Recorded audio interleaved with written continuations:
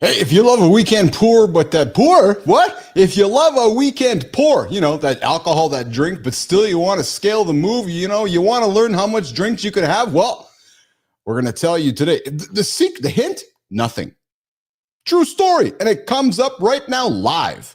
Mornings in the Lab with Keith, Jon, and friends. Hey, Chic Bait. Yeah, we're starting right now.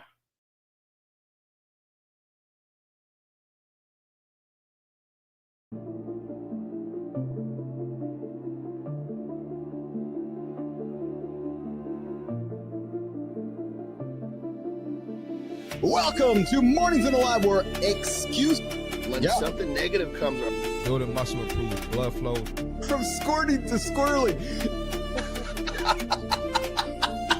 Start small, build up, and expand from there. Be entertained by fun over here. How have I slept? Has my sleep been good? That's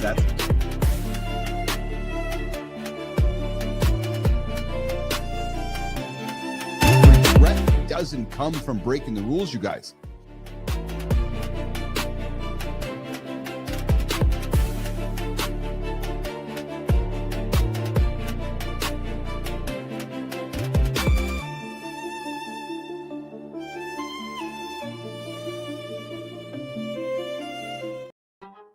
Hey, what is shaking?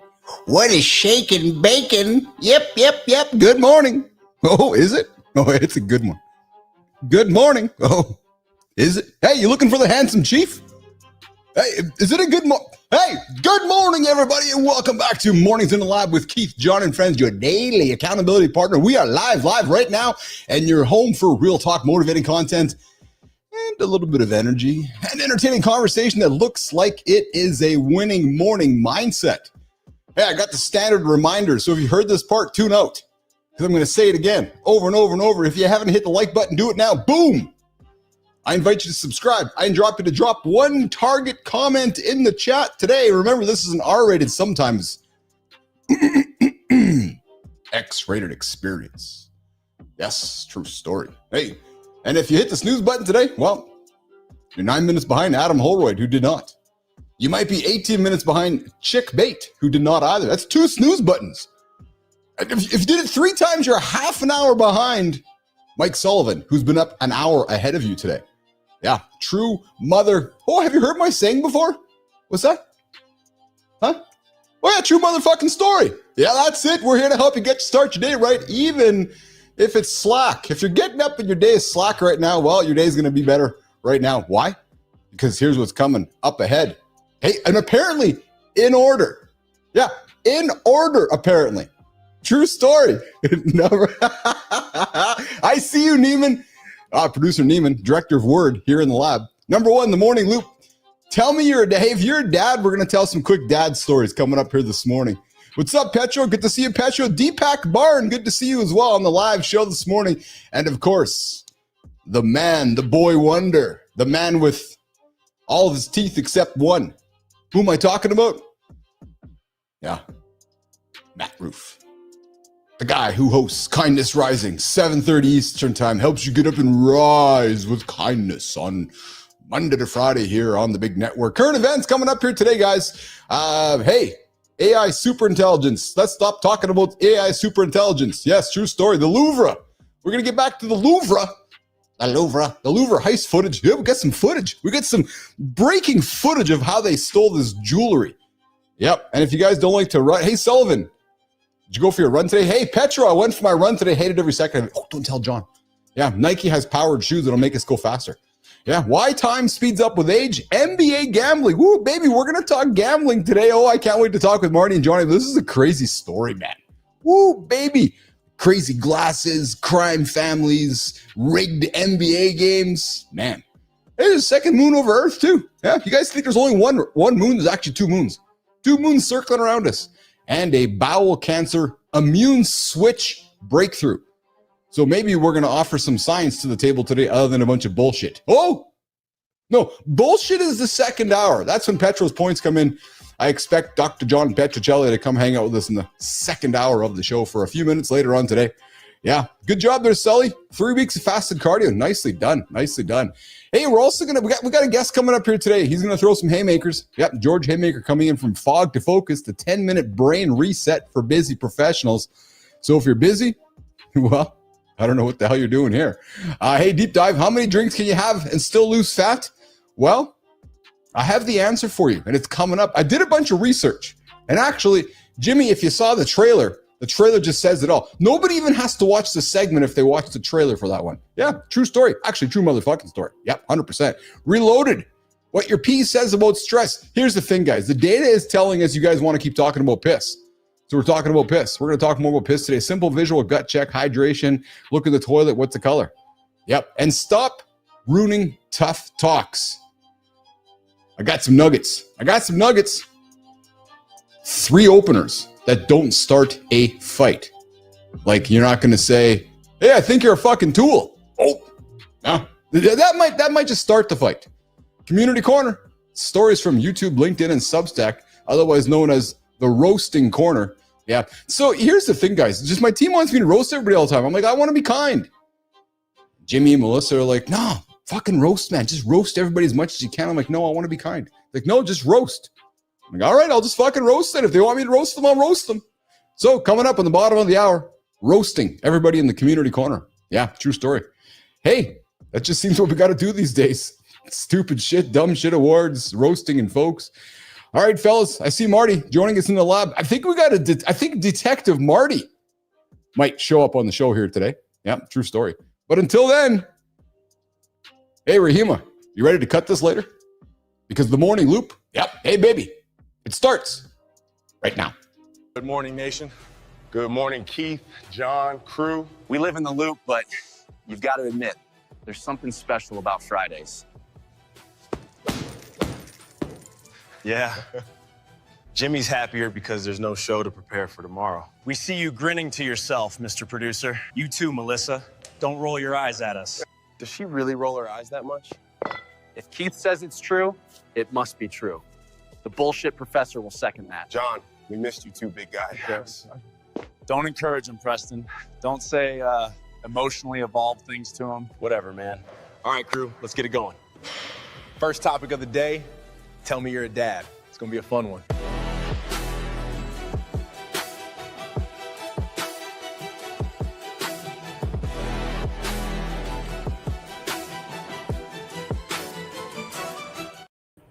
Nicely done, Sterling and Preston. Good morning, gentlemen. How's the puppy? What's up, Detective Marty? What's up, Keith? No, How you doing, man? Well, let's get your audio sorted out there, pal. You got a little bit of an echo there. Coming in from somewhere, so we'll get that sorted out. Hey, guys, while Marty's doing that, you guys can join us on the show every single day, Monday to Friday, 8 o'clock. Yeah, still got an echo there. Yeah, you got a little bit of an echo there. I'm not sure. Maybe you got a dual thing happening, but you got an echo. Hey, guys, if we're going to open the phone lines in the second hour, 431-300-3005. Yep, 431-300-3005. And if you're not joining the show with us live, I'm not sure why you're not. Come get after us every single day, 8 o'clock Eastern time, right here on YouTube, over there on LinkedIn, over there on X, and just over on Substack as well. And hey, we are on demand on YouTube, and we are also on demand on Apple and Spotify. Let's hear you, buddy.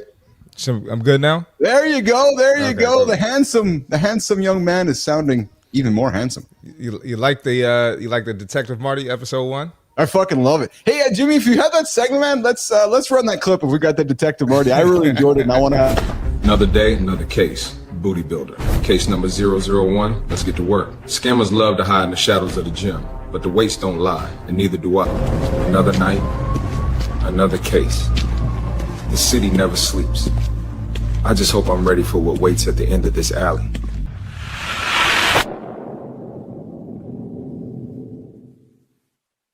Case number 1. The BBL booty builder. Same captions, same filters. And the money trail keeps looping back to the same 3 accounts. It's not just workouts they're selling, it's attention. Every click, every like, somebody's cashing out. Move! Police coming through! Out of the way. Yo! Clear the lane! Stop! Get back here! Ease? These are your BBL surgery records. You notice the stamp right here? That's a match. All the receipts in black and white. So yeah, We're done. Case closed. My brother from another mother with some awesome storytelling. Marty, brother, exceptional. Thanks, man. I appreciate it. How much fun everyone was loved it it, to man. make? How much fun was it to make that though? Keith, man, I was dying hysterically with laughter. And every episode, I got a couple more episodes that I didn't drop yet. They're hilarious, man. Is it not fun? Like, is it not fun, eh? It's just a fucking... the dopamine hits you get. No, am I wrong? Yeah, no, it's addicting, man. It's literally addicting. So yeah. You can get, I probably can spend 2 or 3 hours on there. I got to watch myself, Oh, dude. I know you on there all day. I already know. Dude, I've maxed out. Every time you get 100 videos, it says, you've made 100 videos in the last 24 hours. It's time to take a break. I'm like, fuck you, man. I want to make 100 more. No, it's a dope tool. I'm going to do a lot more stuff with it too. Yeah. So, Raheem, I see your question there about the watermark. Let's talk about it. So, there's actually 2 arguments to that. So, yes, there are ways you can remove the watermark. There absolutely is ways you can remove it. Some are actually putting the watermark back in to make it look like it's real or fake because there's so much of it. So it's funny because my first reaction was take the watermark out, but I'm seeing people putting them back in because there's a certain kind of legit/illegitimacy around it. But I'm enjoying the fresh new way to do storytelling. You know what's funny about your video there is that so you, me, and Johnny are all in SOAR now. Like, you could create your detective thing with the 2 of us cohorts fucking chasing you, or have my head pop out of the corner, or Johnny's head popped out of the corner, or do that ridiculous stuff here too, right? So I had a video with you in it, but I couldn't get it to come out right. That's the only reason you weren't on there. Well, so it's interesting because I've been playing with it too, Marty, and I've been learning some things that in order to protect our likenesses, I don't know if you know, I learned this myself, that you can't download it. So if I made a video with you in it, I can't download it unless I post it first. Mm-hmm. Oh, okay. So you got to post it publicly, and then you can download it, right? Actually, the whole world can download it once it's posted. So it's, but it's fascinating. I loved your story. I saw it. I was like, this is awesome.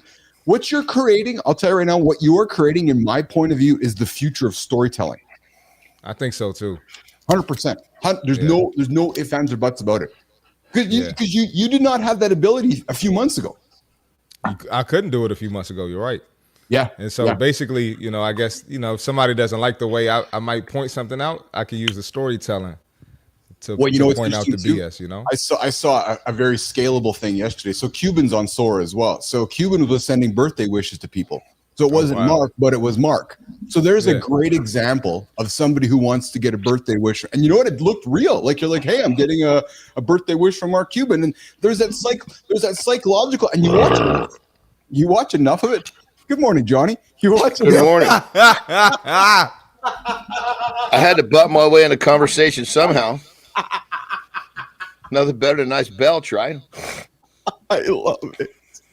You know what's funny, man, is that we were talking after the show yesterday. I said to the team, John, I said, if we were on just regular normal shit, producers and the folks would say, we should talk to the hosts about burping on the air. And I'm like, no, that's just part of our show, actually, because all of our listeners are wondering when John's going to burp next. So no, actually, burping is part of it. Breaking the rules, baby. My role in this motherfucker was to be the guy. What the fuck's he going to say next? What's he going to do next? That was my role. We decided that from the beginning. I love it. How are you? So, hey, Anderson, I got to tease you because I tease with love. Of course you do. So I got a little bit of teasing coming at you today. So I noticed that you might have been a little bit quieter yesterday, and I noticed that might have had something to do with maybe your cannabis capsule the night before. Maybe. Just maybe. That's a good question. That's a good question. Because you were in the same state a couple of weeks ago when you had a great sleep. You had a great sleep yesterday, yet your energy was like, meh. I'm like, Anderson, you had a great sleep. Where the hell's your energy, brother? Well, it's funny. I was actually thinking about this yesterday. And I was talking to Terry too. I think what we're realizing is that because I'm an extremist by nature. I don't really understand the middle. Kidding. No shit. and so I'm always pushing, and I go through phases where I fucking push really hard to the point where like I could push, but there's not as much left to give. Yeah. That makes sense. What's that? Nothing obvious, Marty, about John's statement there. Nothing obvious at all. Yeah, didn't learn anything new at all. Yeah. What is we've realized that that I think I've talked about this before. That my life cycle works on 12 months. Yes. Is that by the end of the year, I'm almost ready to kind of submit a little bit. Like, okay, there's not a lot left in the tank. I'm good. The holidays are here. You know, I can kind of just cruise, enjoy some family. Yeah. I think we realized that I arrived here a little early this year because starting a second business. So you're like my dogs this morning, 3:27. They're getting up. I was like, oh, I guess it's time to get up. They were 4 minutes before my alarm got up, so they were arriving at the door just like you were, John. Nice and early, man. So to answer your question, I'm realizing that, you know, my energy levels are just kind of as a whole, even on an up day or a down day, they're you know, I guess I gotta kind of rebuild them, so to speak, which happens every year. Yeah. But I mean, I'm really only a month early, because usually by middle of November, I feel like, okay, I'm having a hard time breathing, you know? Oh my God. Good morning, everybody. Hanging out with Keith, John, and Marty. George Haymaker is coming up here at the bottom of the hour. If he reads the IKEA instructions, I had a bet with Melissa and Jimmy this morning whether he was going to make it in. We'll see if Haymaker winks it into the show here this morning. Yeah, Johnny. But great observation, dude. I gotta pay closer attention to see if that cannabis supplement is and has anything to do with it. You might have been moving a few centimeters slower yesterday, just a smidgen. Just a smidgen. Yeah, when I'm waking up in the morning, I'm feeling that in general. I'm like, fuck, man. It's been going on for a little while. I mean, I'll have a few ups, and I'm having more. I don't mean up is like, or down is a bad thing. Yes. I'm just not having those peaks as often. Yes. Yeah, I got a few fun topics I got on the table I wanted to this morning. I got a bunch of them, but two specifically that so the one that broke yesterday, I could not wait to talk to you guys today. The big NBA gambling scandal. Bro. What happened? Oh, bro. Johnny, like Coach Chauncey Billups from the Portland, is it Marty? Portland, right? Yeah. Chauncey Billups and one of the big NBA players caught up, Johnny, in a mafia-related massive NBA rigging gambling scandal. Like as in, and another coach too.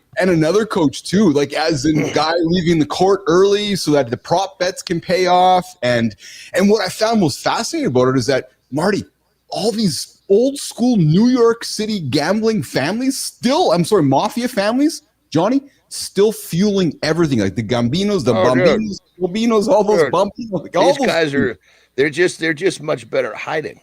Oh my God, it's fascinating. But how they infiltrate? So to simplify it, John, what they were doing was they were recruiting high net worth rollers, and bringing them to rigged games, rigged poker games, where the cards were rigged, the table, everything was rigged, so I can get your money. Okay, so they weren't gambling on games. Well, there is an allegation. They were gambling on games too. Yeah. So prop bets. So what's the guy's name? Marty DeRozier. Terry Rozier.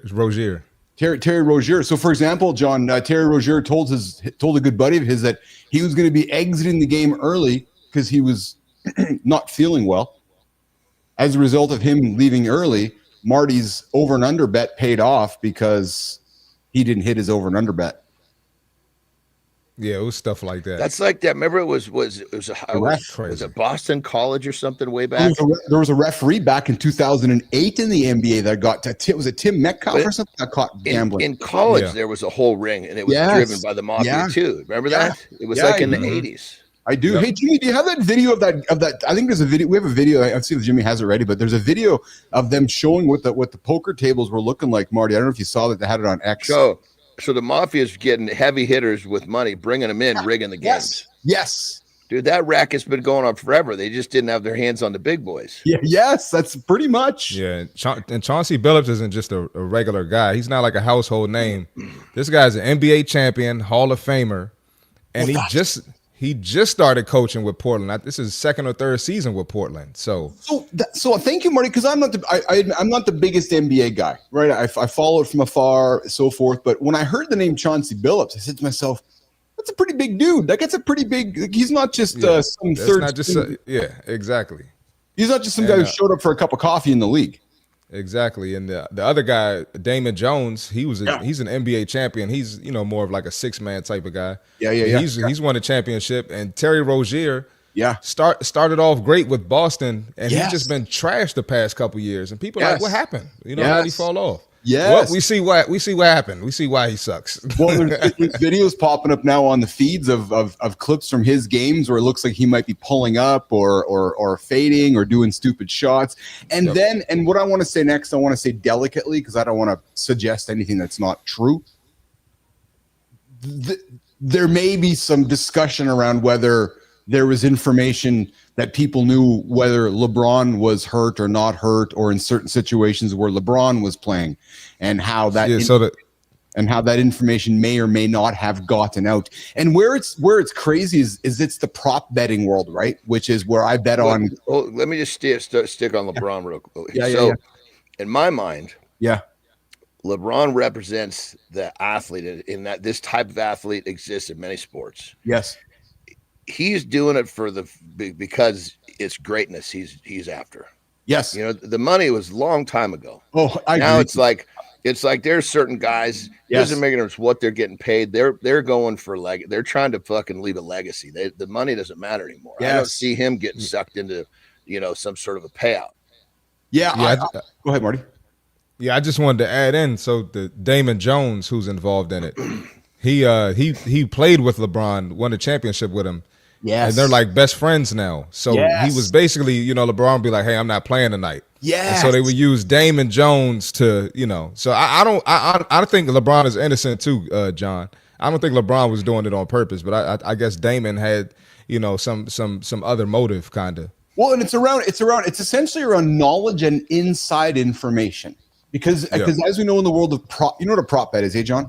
Where I can say like a prop bet is Marty's going to play over and under 24 minutes this game. If he plays over 24 minutes, you win X. If he plays under, you win Y. Right? You bet on how many minutes they play. You can bet on a lot of things. Will Marty fall on the court? Will Marty get off the bench 4 times? Will Marty, like anything possible? They're called prop bets. Right, and some of them are quite ridiculous, actually. So, for some of the example prop bets, will Taylor Swift show up at the Super Bowl? Right, so prop bets are based on information and largely inside information. So back to Marty's point, and that's why information around injuries and player injuries is so protected because. And so also on the flip side, published because of the gambling industry, which is, well, hey, we need to know if Marty's playing because because there's an industry here. The NBA last night basically said they've been going to their betting partners saying we need you guys to tone down the prop bets. And I think because of what happened last night, because Marty, you're right. I don't want to suggest LeBron's involved, but through a conversation with a buddy saying, yeah, my knee's hurting, man. I don't think I'm feeling pretty good today. And just like we're having a bullshit session right now. Next thing you know, 3 days later, Jones tells a buddy this, the buddy tells the mafia this. And next thing you know. I see. I see how you're working. Yeah. Right. On Friday's game, LeBron's not playing. John's prop bet is made. John wins a bunch of money. So all he's doing is talking to a buddy, but that information is being used. Very similar, John, to inside SEC when you're betting on stocks, right? So you're like, hey, you have an inside scoop because Billis has got Billis is going to outrun Netflix or whatever it is. So you're going to put a bunch of money down. Right? It's the same kind of concept, right? So I just found it fascinating because like it's like where else is it? NFL, NHL, MLB. It's everywhere. Right. Well, I mean, those bets are put in place to fucking rig. For Christ's sake. They're pretty easy to control. Yes, Marty. Yeah, I was going to say my question is, are these guys did they not know the severity of it? Because they're facing serious time, man. I mean, I guarantee you they know the severity. But to John's point, I think that when you get caught up with those kinds of families and the money. So I read a situation where how do you say his name, Marty? Rozier? Yeah, Rozier. I guess left the game, and there's a story where they left the game. After the game, they all ended up at a big mansion somewhere just outside of New York City, and they split all the proceeds. I guess it was a $300,000 win on that game, and he made a bunch of cash. Right, so it makes you wonder whether why the fuck are you showing up there to pick that up yourself? I know. Yeah, that's Jesus crazy. Christ. I know exactly, John. Like what the hell, right? Yeah, you fucking send somebody, you give him a nice fucking cut. You never see that money; it just fucking moves around you. Yes, yeah, and you give it to somebody who give it to somebody who give it to somebody. Hey, George Haymaker, I see you on the vertical stream. I need you to get it'll surface in your orbit, not fucking tonight and not in your own fucking briefcase. That's exactly it. Hey, George, I see you on the horizontal stream, George. I need you to open that second tab and get you into the vertical stream. George Haymaker is joining us in a few minutes here on Mornings in the Lab with Keith, John, and Marty. Hey, John, you might need to coach some athletes, man, how to move out here, man. Say again? You might need to coach some athletes and tell them how to move out here, man. Yeah, that's fucking crazy, man. That's fucking retarded. Yeah, it's crazy, man. Well, it's like I don't know. I mean, maybe because I wasn't gifted and talented, I had to work for everything. There's no fucking way I'm putting my shit on the line. This is like my livelihood. You know, I had to fucking work for all this, and it's worth more than money. Oh, absolutely. The money fucking followed, but it wasn't like I did what I did because I was intended to get fucking rich. I was doing what I did because it was a fucking dream. It's interesting, John, to hear you say about I lost my train of thought here. The why part, right? And what's you got everything, you lose it all, right? Just you go through these crazy moments and you get caught up in a bad situation of folks. Next thing you know, you've perhaps lost everything. Oh, I know what I was going to say. I was reading this morning about the crime families in New York City, and there's been some perception that that the crime families have lost influence because obviously the construction, like all the industries they used to infiltrate, are largely normalized now. But apparently there were some of the stuff I read this morning, they've simply realized that the old days of being flashy mob guys doesn't work anymore. It's more about because they got to be completely fucking hidden.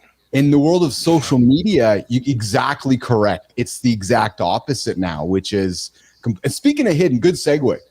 So I got a video, the Louvre robbery. They actually have them caught on video leaving the Louvre. Jimmy, if you have the video, let's run it. They actually have a video of the robbers leaving the Louvre after they robbed the museum there. But John, talk about hiding in public. They were wearing bright colored safety vests that have actually turned into when they first created them, the safety vest has turned into the biggest crime tool on the planet. Read a fascinating story yesterday.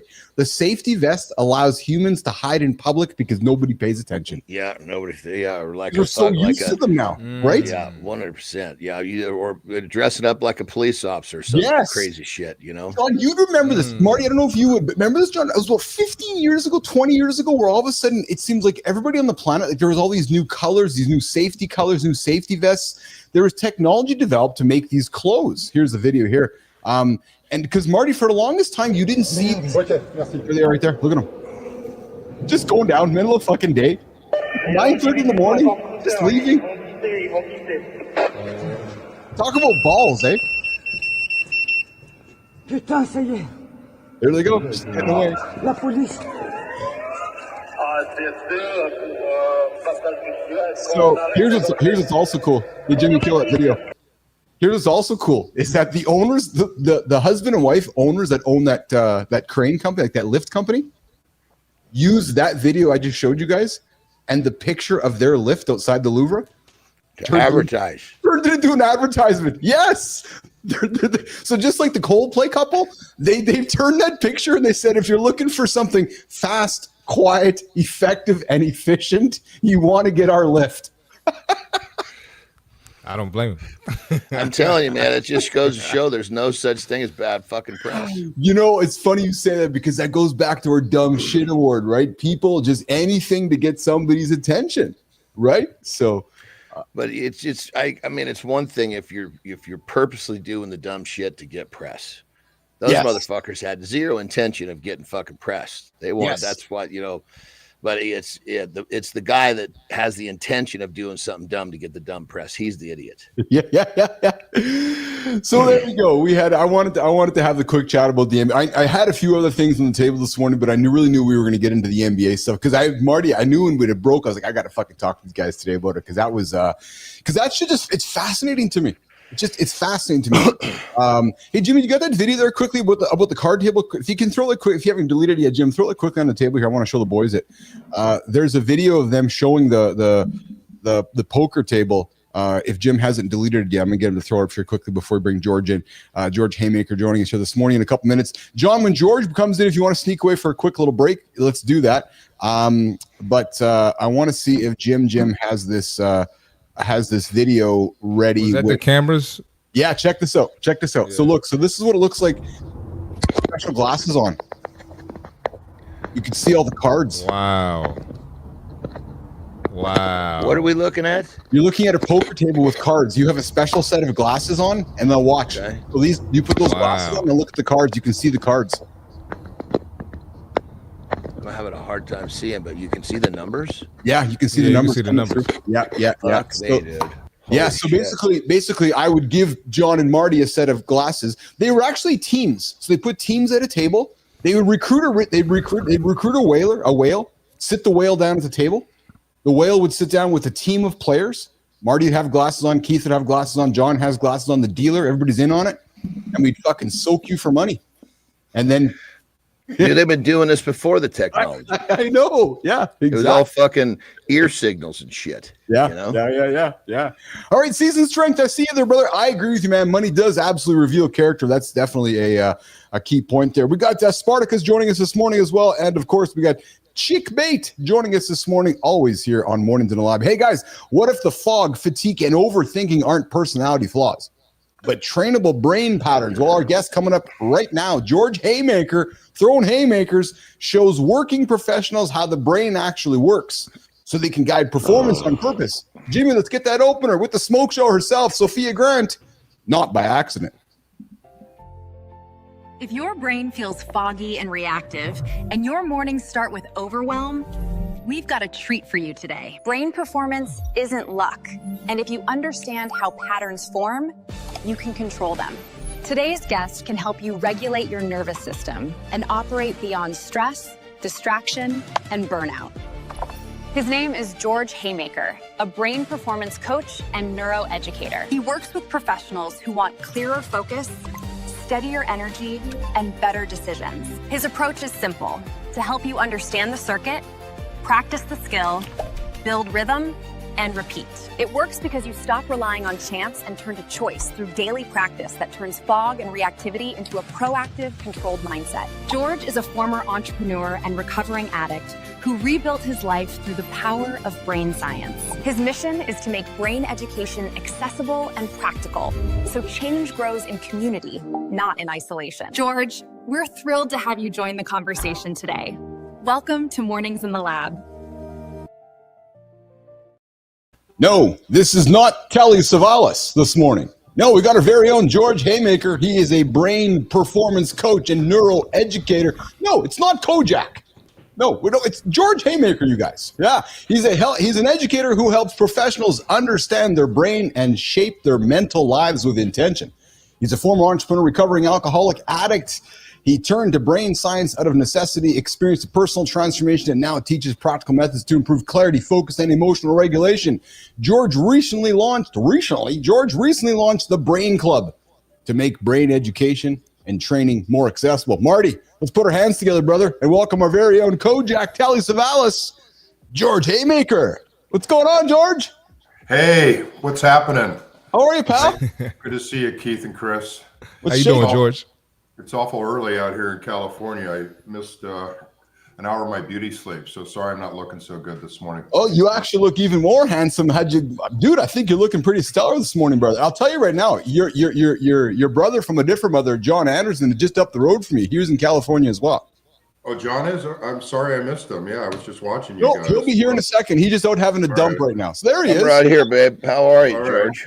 Hey, it's good to see a fellow gym rat. Good to see you, John. There we go, babe. I'm digging what you do, man. I'm all about the brain. It's like our supercomputer. And if we program it properly, it'll do whatever the fuck we want. That's right. And by the way, they call me Mr. Clean, not Kojak. Oh, yeah. Mr. Clean, that's a good one. Hey, John, can you get your slogan out of the table before I butcher before the next 30 minutes about? Yeah. I was gonna say I was trying to make things simple, and I said, look, if the man trained his brain like he trained his chest, he'd have whatever he wanted in his life. John, no, because he knows I'm going to butcher it, George. So I'm like, John, just get it out of the way, man, because I'm going to butcher it sometime in the next 30 minutes. You're definitely going to butcher it, I'm Keith. stoked to hear George talk because, you know, this is his primary study. Shit, man, this is something that, you know, I've been picking up over the years as I've been learning it, but someone who's actually, this is his forte. I can't wait to hear you talk, brother. Yeah. So George, let's go there. If we may, George, I want to start somewhere personal, because you put it out there, and I'm grateful that you put it out there, because what I'm going to say next affects everybody on this show, including the hosts. You talk about your battles with alcohol and addiction. Let's start there, brother, because it's a very personal human thing. I know I go through it daily. Johnny goes through it daily. Many of our audience goes through it daily. Let's talk about your journey with those two words of addiction and alcohol, George. Yeah, my pleasure. My recovery started about 13 years ago. I was battling addiction for the better part of 30 years. As you said, I was an entrepreneur. Carried with me a lot of unhelpful patterns, mental patterns from childhood, a lot of anxiety, a lot of issues with self-worth, defensiveness, anger. And I was using substances to cope with those symptoms on and off for the better part of 30 years. And, finally got the better of me. I have a lot of addiction in my family, and it's progressive disease, as we know.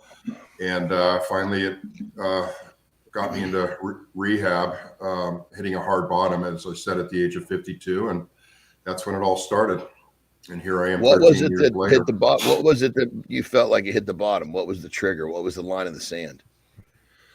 Oh, it was ugly. I was taking 50 pain pills a day and drinking 2 bottles of vodka. I couldn't go 10 or 15 minutes without having to consume more to just stop the withdrawal symptoms. So, wow. Yeah, you were basically just stuck, literally. Yeah, I was like that mouse who's at the end of the maze. I turned left and right for 30 years trying to figure out how to keep my gig going, still perform at work and still use the substance. Finally, the mouse got to the end of the maze. There was no turning left or right anymore. I was in a room all alone with a mirror on the wall and had to take a hard look in the mirror. The gig was up. Wow.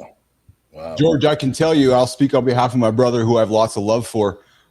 Jon Andersen has been on that similar journey as yourself, and I'm sure you guys can probably share some crazy dark stories where you both were sitting back wondering what's next, and you just open up the pill and put more in the mouth, right? Yeah, it's a hamster wheel, and at the end, nothing's more important than the drug itself, and there's reasons for that in the brain, and that's what I help other people who are struggling with similar issues understand. That's my whole approach, is teaching what's happening in the brain so that the individual can understand, the science behind what they're experiencing. And it really helps develop a lot of clarity when they understand why they are the way they are, what's happened to the brain. And then they get relief around the fact that the brain can actually change. So then let's go to this origin moment then, George. What was that exact moment that you realized that you had to study the brain? The brain was the root. It was the seed. It was the symptom. It was the brain you had to study, or your life or your future wouldn't change. Yeah, well, I was the kind of guy, like I'm finding most professionals are, that didn't understand their brain. There's a lot of smart people out there, but very few of us actually understand how this thing works.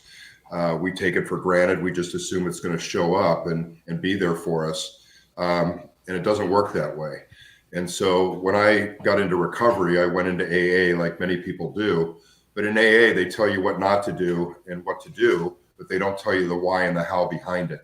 And I'm just a curious individual, and I need to know why something is and how it's working.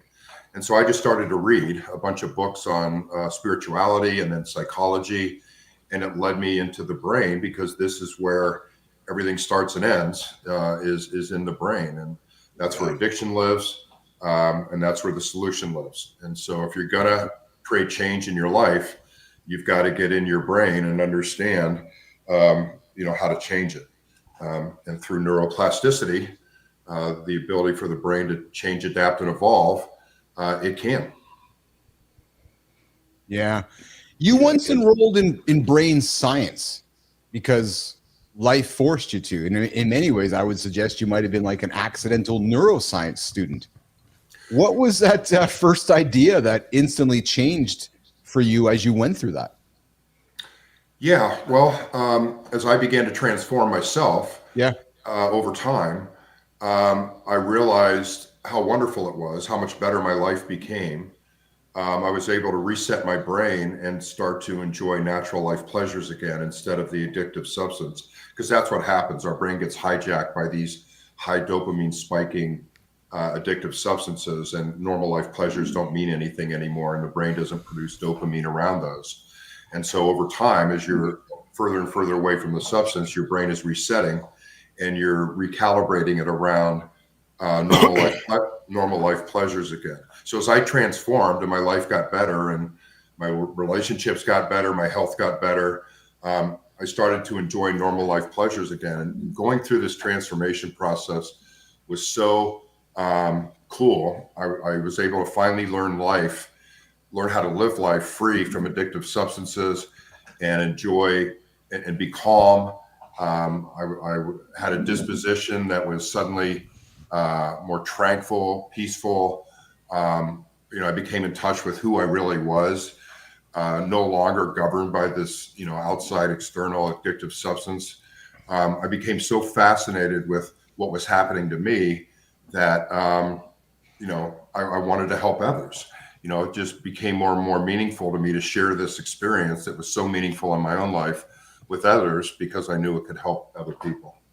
Yeah. Like George, I remember when, my addiction was bad, but I didn't know that I wasn't ever drinking on top of the pills.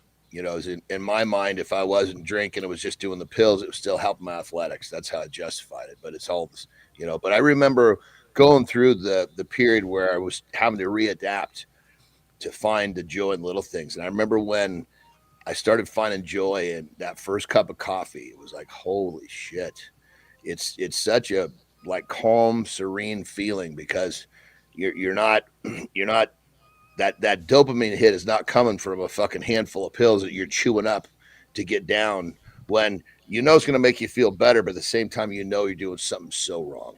This is just pure, simple, just simplistic enjoyment, Yeah, you know what it is, John, is finding our true identity and living by it. And so that's kind of the cornerstone of what I teach and help people with, is finding this character that they've always wanted to be. And that's what we do, is we spend a lot of time around detailing and identifying who that person is, your character traits, their virtues, their values, their belief systems, and living according to that character. It's very much like an actor going to a director, getting a new movie script. Here's who your character is. And then they go away and learn that character, or a CIA operative who's learning a new legend. And then this person is unfamiliar to you because you haven't lived that way yet. You've been governed by external things, but now you're going to identify these deep-seated, deep-wired things within you that really represent who you are. And then we just have to act like that person day in and day out. And then we start to get lit up by acting in accordance with who we want to be. And there's nothing more motivating and driving than reducing mental friction around, this is who I really want to be. This is what makes me happy at a deep intrinsic level. And so then we begin to experience that. And then dopamine starts to fire around that. It's like, wow, I'm actually somebody that I'm proud of. Yeah, that's so good, brother. Like I pride myself on doing hard shit. I pride myself on doing the shit that other people won't. And that's something that I can hold like that. That's one of those things that keeps me. I couldn't do what I did before if I was still doing what I'm doing now. You've retrained your motivation system, your dopamine system around the process. You're no longer reaching for this something else that's not within you. You're reaching deep within yourself and being motivated around that. And that's what we do, is we retrain the motivation systems around being motivated by things different than the external substance. And it takes time. It takes time away from the substance. It takes time to be reintroduced to normal life pleasures, beginning to experience the reward from those. And, over time, again, through neuroplasticity and repetition and finding meaning in those things, your dopamine will start to fire over different things other than the substance. And so we're just trying to raise the value of cups of coffee, of great night's sleeps, of good quality relationships. We're raising the motivation value of those and reducing the motivation value of the external substance as we remember the hardship it put us through, how crappy we felt, the destruction that it caused in our lives. And so you're just tipping the scales in the direction of new and different things that are, deeply tied to this new identity that you've identified for yourself. And one of the anchors has been for me is doing something really fucking difficult right away. Like I get up at 3 a.m.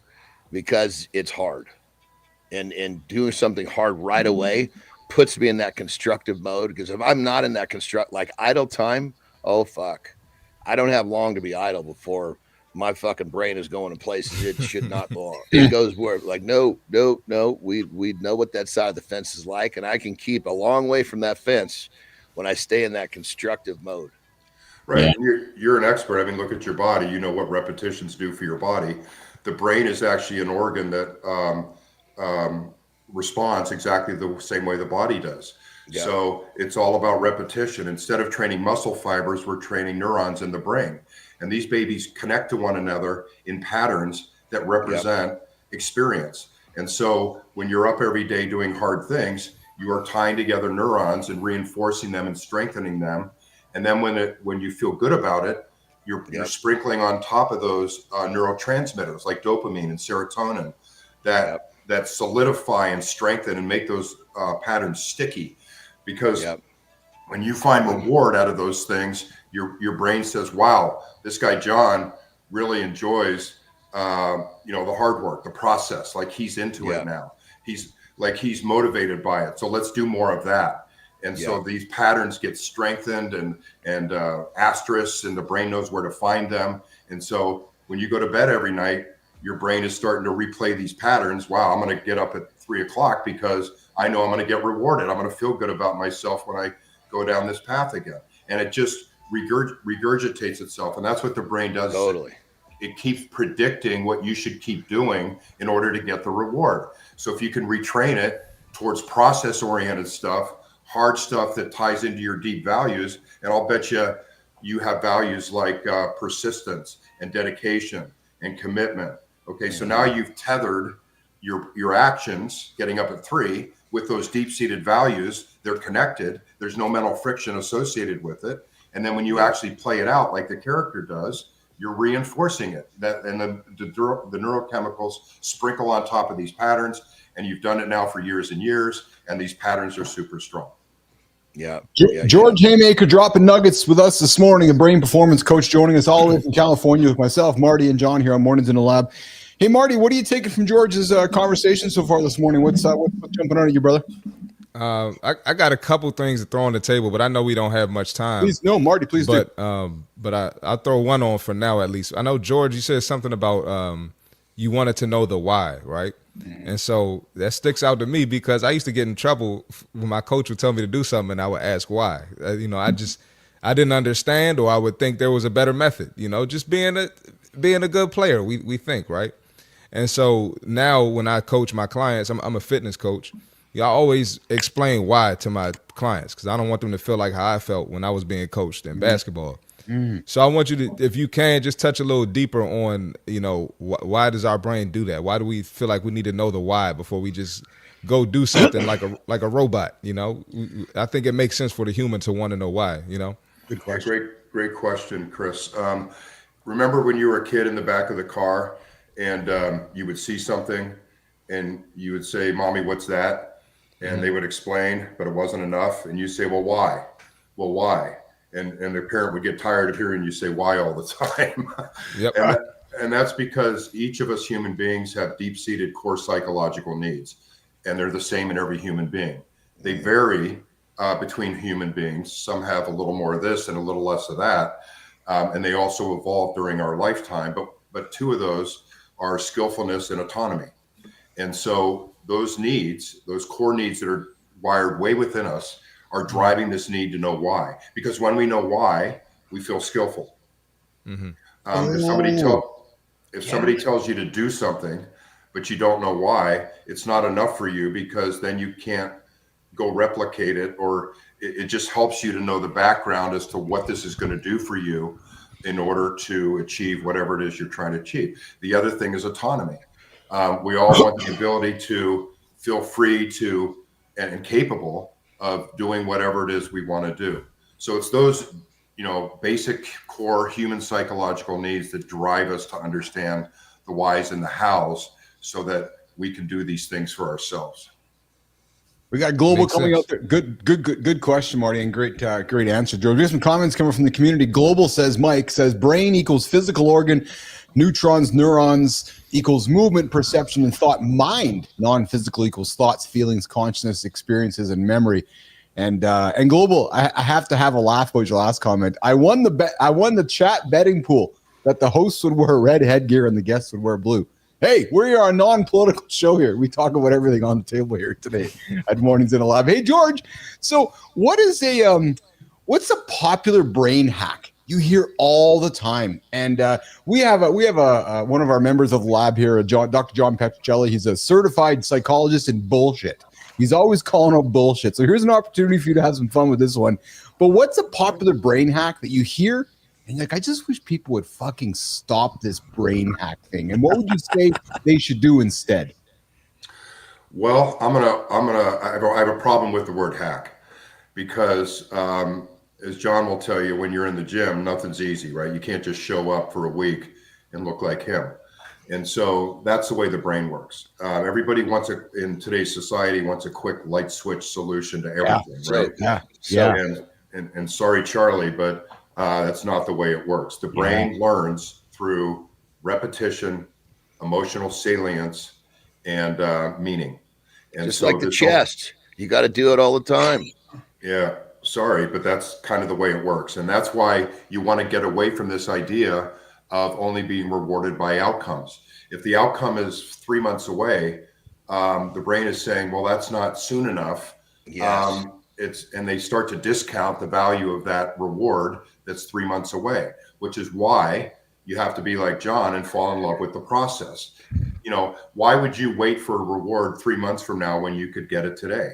And so if you can train your brain to be motivated by getting up at 3 and training and being in those moments, and get rewarded every day, the brain's going to like that, because it's here now. So the brain loves reward.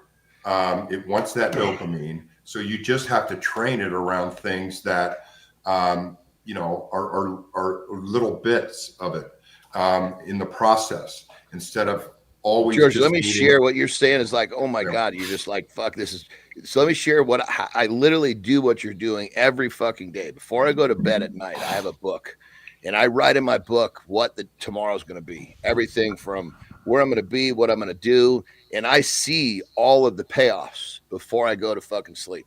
So part of why I'm excited to fucking get up 3 a.m, because I'm ready to go get I'm ready to get paid. Yeah. And it's just beautiful. The little things. Like I see, okay, I'm going to be working with clients, and from this time to this time, just think how good it's going to feel when I've impacted some lives. Right. But I have to think that through, so that I can literally see that when I'm done, boom, that's going to feel good. Right. And so at night, you have these patterns of neurons that are connected to one another, and you're running neurotransmitter through them. And so as you're thinking about what tomorrow is going to look like, and you're actually experiencing dopamine at that moment at night, even before anything ever happens, and you're running neurotransmitter through these patterns of helping people and all the other wins you're going to get the next day. And so you're strengthening that pattern. And so then your brain wants to do it because it knows that there's a reward at the end of it. And so you're just building on this cycle by doing that every night to training your brain to get dopamine around those activities. And when you get all those little daily checkpoint payoffs, it gets you to that end goal so much faster, and you enjoy every fucking day getting there. Absolutely. Again, why, it's hard to stay motivated over something that is 3 months away. And every day you're grinding through something, not enjoying it. And you constantly have to reassess. Okay, now it's 2 months and 30 days away. Now it's 2 months and 29 days away. When sometimes it's years away, you know? Yeah. And the brain doesn't want to stay engaged that long. It wants rewards sooner than that. And so that's why people end up getting distracted and pursuing other things, because the brain's not willing to wait around for, that far away. And so a lot of people will go scroll their phones, go do other little things that are going to give them novelty and these other little hits of dopamine. But you have decided instead to train it around things that are deeply important to you. And so now you keep reinforcing it. And if you keep reinforcing it every day and it works every day and you get these little hits of dopamine every day, then the brain's fine. It's satisfied. It doesn't need to go find distractions because it's getting what it needs from what you're training it to do. So you're training your body in the gym, and then you're training your brain concurrently, which is exactly how people should look at it. It's this organ, like your muscle fibers. They're not organs, but you get it, that need to be trained every day. Your brain becomes what you want it to be, not what it is. The brain is not fixed. Tomorrow it's going to be different than today. The next day it's going to be different than tomorrow. And so why don't we just take that and then direct it in the way that we want? George Haymaker, the founder of the Brain Club, hanging out this morning on Mornings in the Lab. He's a brain performance coach. Hey, George, before we quickly wrap up with you here, you must be like myself, at wit's end some days when it seems like everybody you talk to or every social feed or everywhere you look, everybody seems to have self-diagnosed themselves with ADHD. Am I wrong, George? Like, it's just like everybody's like, it's and I'm talking to you because you're the brain guy. So it's like everybody's a fucking blessing, man. All this shit is a blessing. Yeah. Jesus, and it's like everybody's chasing. If I didn't have all my fucked up shit, I wouldn't be who I am. Everybody's chasing squirrels, George. Is that truth, George, or is that just a function of society right now? Well, you hear that word a lot, and I don't want to dispel or discount anybody that's been diagnosed as ADHD. No, neither do I. I have fun with it here. Yes. Yeah. Having said that, yes. There's a lot of things in our culture, like cell phones, that reward people with little hits of dopamine. And so what happens is we train our brains to not be able to focus. So we have actually trained our brain around distraction and being pulled off of things because the brain knows it can get dopamine there. So anything like Jon does that's super, requires focus and dedication, we have trouble doing because our brains aren't trained around it. The brain we haven't introduced reward to it around those things. And so the brain starts to look for other things that will give it its reward. And so we just have to, again, it's all around retraining the brain to be motivated by things that we want it to be motivated by. So what people can do is start by creating these little focus blocks. Start with 15 minutes, put your phone in the other room, and sit down and go through the reward of what it's going to be like when you get done with this 15-minute project. And you remove all distractions and give yourself a reward at the end of the 15 minutes, like a great latte or whatever you like, and sit there and force yourself at the beginning to get through this.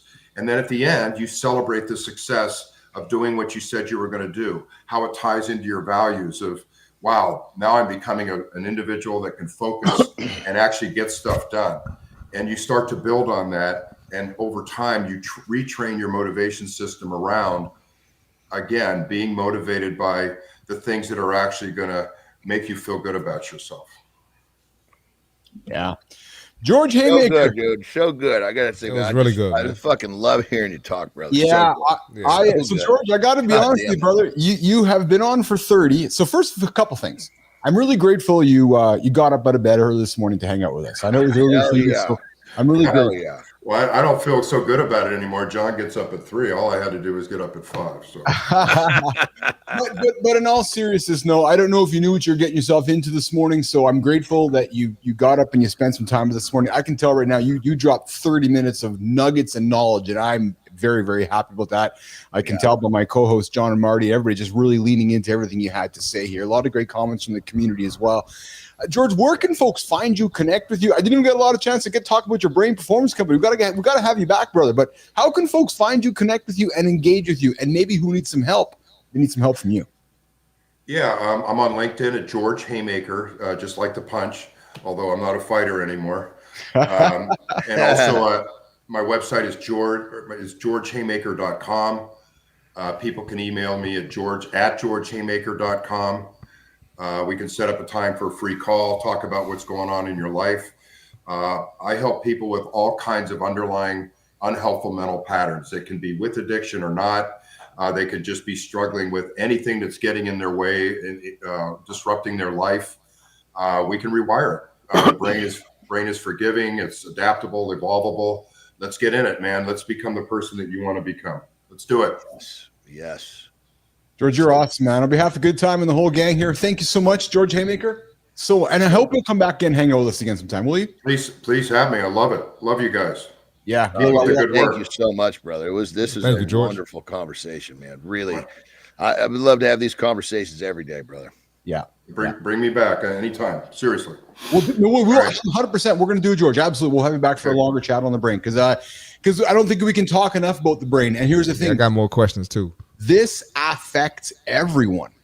You know how much more peaceful the world would be if we all knew how our brains work? Well, Jon, how did you start it off, brother? You can close with your comment. How did you start it? If a man trained his chest if a man trained his brain like he trained his chest, he'd have whatever he wanted in his life. It's true.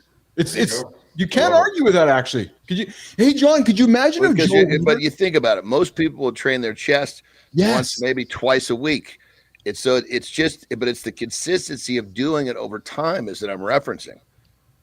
You don't train your chest once and get a fucking big chest or a big bench press. Yeah. You train it for fucking 20 years. Hey, Johnny, could you imagine if Joe Weider, let's face it, right, or Arnold, two of the most influential figures in the world of physical fitness and bodybuilding and training, could you imagine if those two men, whatever it was, 50 years ago, 60 years ago, said that I'm going to focus on creating the most powerful brain instead of the most powerful chest, how different society would be? I'm just, talking anecdotally right now. Well, and the funny thing is these fucking guys were training their brains behind the scenes. I know. And that's why they are who they are. Fuck. Yes. Everybody was just distracted by the shit that they could see. Well, the crazy thing is Arnold's physique is the metaphor for what happened up here. Enjoying the progress in the gym constantly. Enjoying the manifestation, enjoying the progress to become Conan the Barbarian, right? Like to become the character, right? So I love it. Haymaker, you're awesome, brother. Lots of love from me, Marty, and Johnny. We'll get you back, okay, pal? All right, love you guys. Bye bye. Thank you, George. Have a good one, man. Thank you. Let's do it, Jimmy.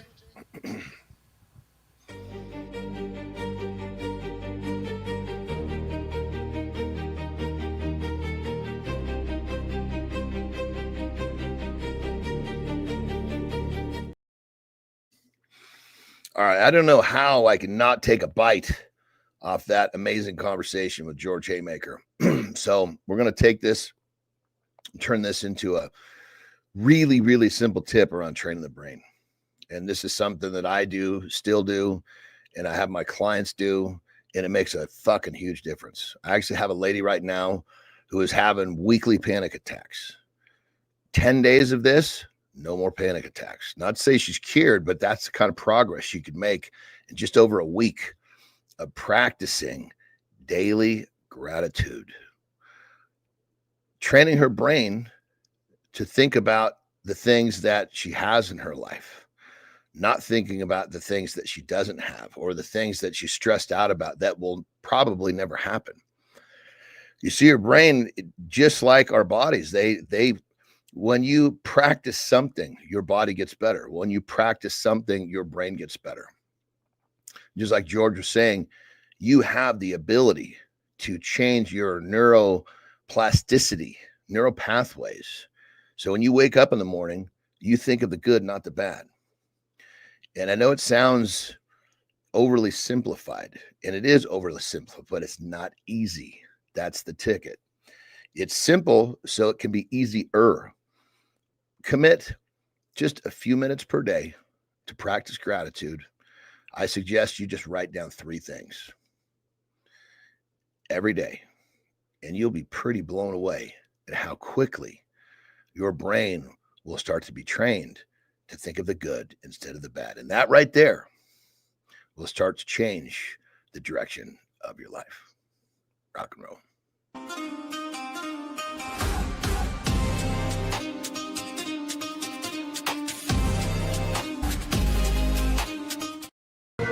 Good morning, everybody. Welcome back to Morning to the Live with Keith, John, and friends. If you are new or if you've been, do us a solid, like the channel, subscribe to the channel, drop a quick comment. We want you part of the conversation, not just lurking. All right, quick recap, guys. Hour 1. Woo, baby. Yeah, we didn't even get into some of the topics because we were too caught up in the NBA gambling scheme. We were caught up in the Louvre heist footage, and we were caught up with an incredible conversation about the brain with George Haymaker. Cleaning the fog off the windshield, 10 minutes to downshift your nervous system. Great chat with George. I invite you to go back and listen to that one if you're tuning in a little bit later. John Petricelli comes in and says he's absolutely right. People who don't train their brains are usually pretty boring. Yep, true story. Matter of fact, I love when my little Brooks says to Mom, "Hey, Mom, I'm bored." And Lauren says, "Yeah, but use your brain."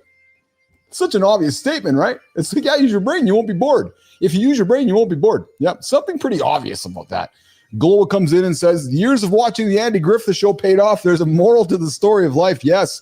And of course, Season's Trend comes back and says, better a patient person than a warrior, one with self-control than one who takes a city. Read full chapter, Proverbs 16:32. Seasoned, I appreciate you, man. I love how you're always dropping nuggets out there. Marty, do you know that one, Proverbs 16:32? Not off the top of my head. Gotcha. All right. So let's get into, guys, the deep dive. Jimmy, let's get that deep dive on the table, man. Let's have some fun with this conversation. The deep dive, it starts right now. You don't need to think about it. It's fucking 0. There is no safe amount. 0, period. Comment number. I'll send the guide.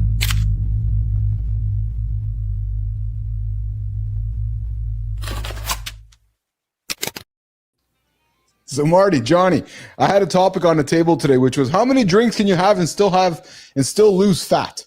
So to my trainers out there, and I'm being serious yet half jokingly, but mostly serious. I'm coming to you, Marty, and I want to lose some fat. Johnny, I want to lose some fat. How many drinks can I have? Bro, before you answer that, Marty, 0. I'm sorry. Go ahead. Sorry. Go ahead. I was just going to say, Marty, I wanted to give you a nice compliment, brother. You referred to yourself as a fitness coach, not a fitness trainer. Good job. Thanks, man. See, I'm learning, man. That's it, baby. That's it. So I just wanted to have a little bit of fun. I do not expect this conversation to go long and far and or wide, but still folks still ask the question. And I'm thinking, Marty, they come to you, and maybe not so much John, but I'm thinking, Marty, to you. Hey, can I have a few drinks this weekend and can I still lose fat? Yeah, the drinks made you fat, so I think it's probably best to put them down. Seriously. And no, it is. Yeah, it is. But if you had the discipline to do one drink, that's 150 calories, maybe 200 calories, then okay. But you don't have the discipline, more than likely. So just put it down. For me, one leads to 2, 2 leads to 5. Yeah. So for me, but you guys are talking. Or excuse me. That's a look at the calorie. What you got to look at is more of how does it affect the body? It's poison. So the body says, well.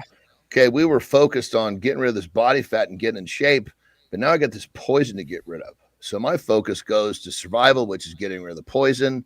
The body doesn't give a shit about the goal if it's trying to survive. Yeah. You're right.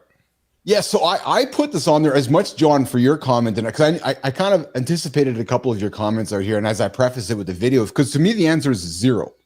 Like there is no healthy amount. There's no, because for me, it's a mindset shift, John. But we're talking about health, or we're talking about losing fat?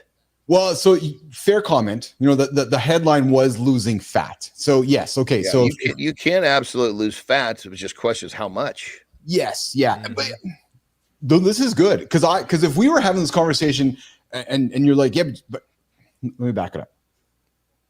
Yes, we can lose fat if we're still having alcoholic drinks. I would question you though, going, but why do you want to put the poison in your body? Because I think that's the question you'd ask John. Like if I came to you and I'm like, hey man, I want to lose a bunch of body fat, but I still want to have a couple drinks on the weekend. Well, because it's interest based. It's simple. A lot of times clients will come to me and say, look, this is what I want to do, but I still want to be able to have, you know, like I get a lot of cigar smokers because they see me smoke cigars. I still want to have my cigar and my whatever they drink, their brandy or whatever it is. Yeah. I don't want to give that up, but I want to get in shape. Okay. We have to account for that. Yeah. I'll tell you something. Their level of interest yes, is split between getting in shape and keeping, you know, that activity. Interesting. Back to the level of interest. It's interesting. So a few weeks ago, we had this conversation and Melissa said that her husband, Isaac, and I we're stopping drinking. I was like, we're done. I was like, all right. And she's put a comment on here. It says, hey, Isaac and I are out for hamburgers in the weeks. And at the end, the restaurant offered complimentary sherries, like a drink.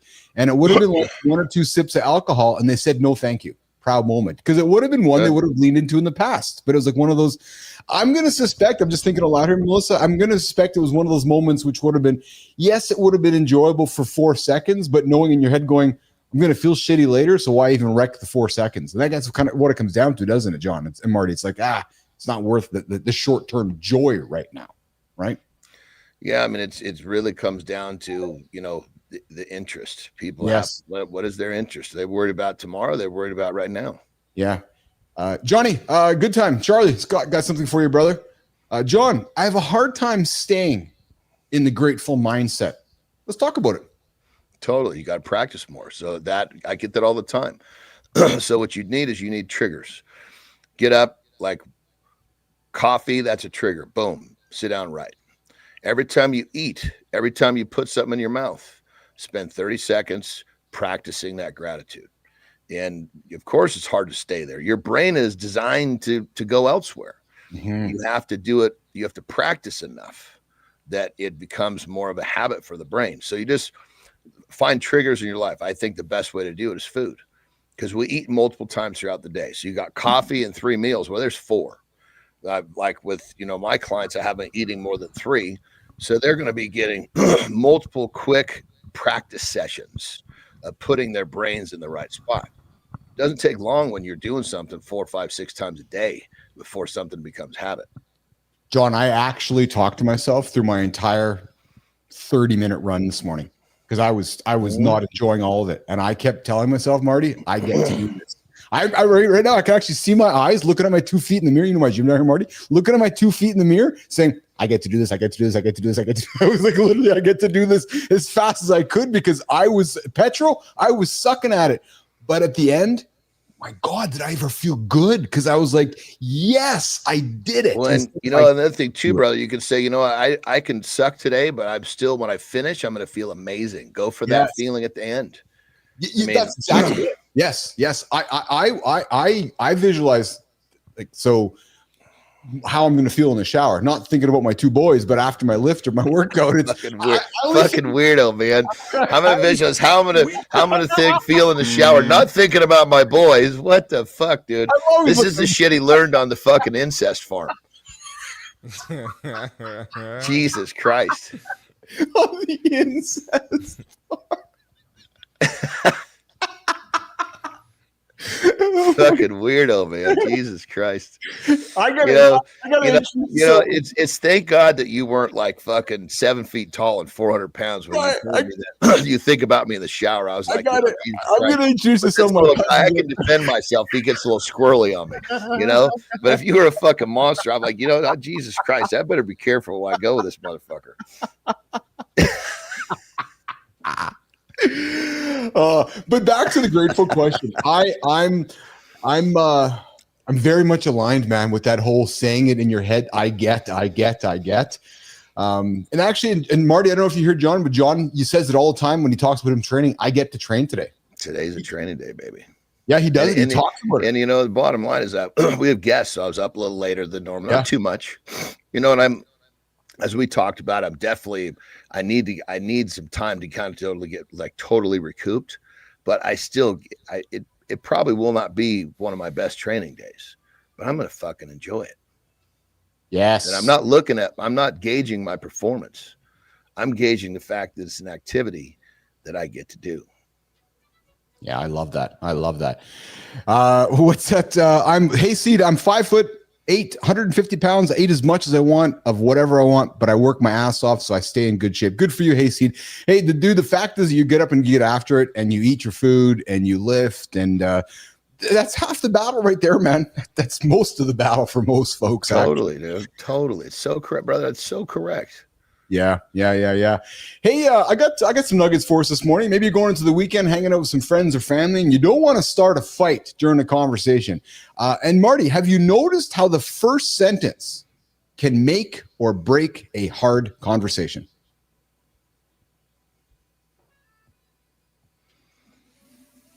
My button. I'm assuming we're waiting for a transition. Stop starting fights, and here is how. Can I run something by you? What would a good outcome look like? Would you be open to a small change?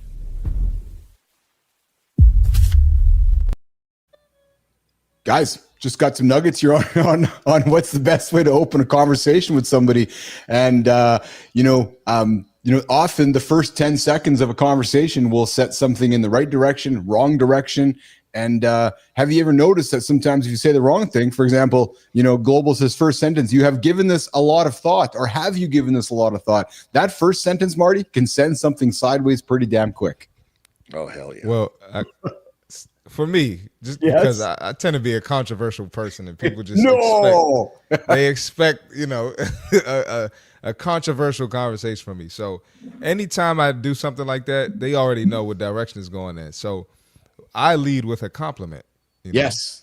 Like, hey, man, I love them shoes. But then you can't put it all out. Yeah, Marty's the fucking he's the hamburger complimenter. I love you, John, but I don't like your hat. Yeah, I won't even say but. I'll start a conversation about the shoes. And then And then I'll find a way to transition it smoothly. But that's what works for me. But those might work for some people as well, John, you're really good at this. What I'm going to say next. You're really good with using like appreciation, which would lower somebody's defense before you're going to say something. Because I've heard you say it before.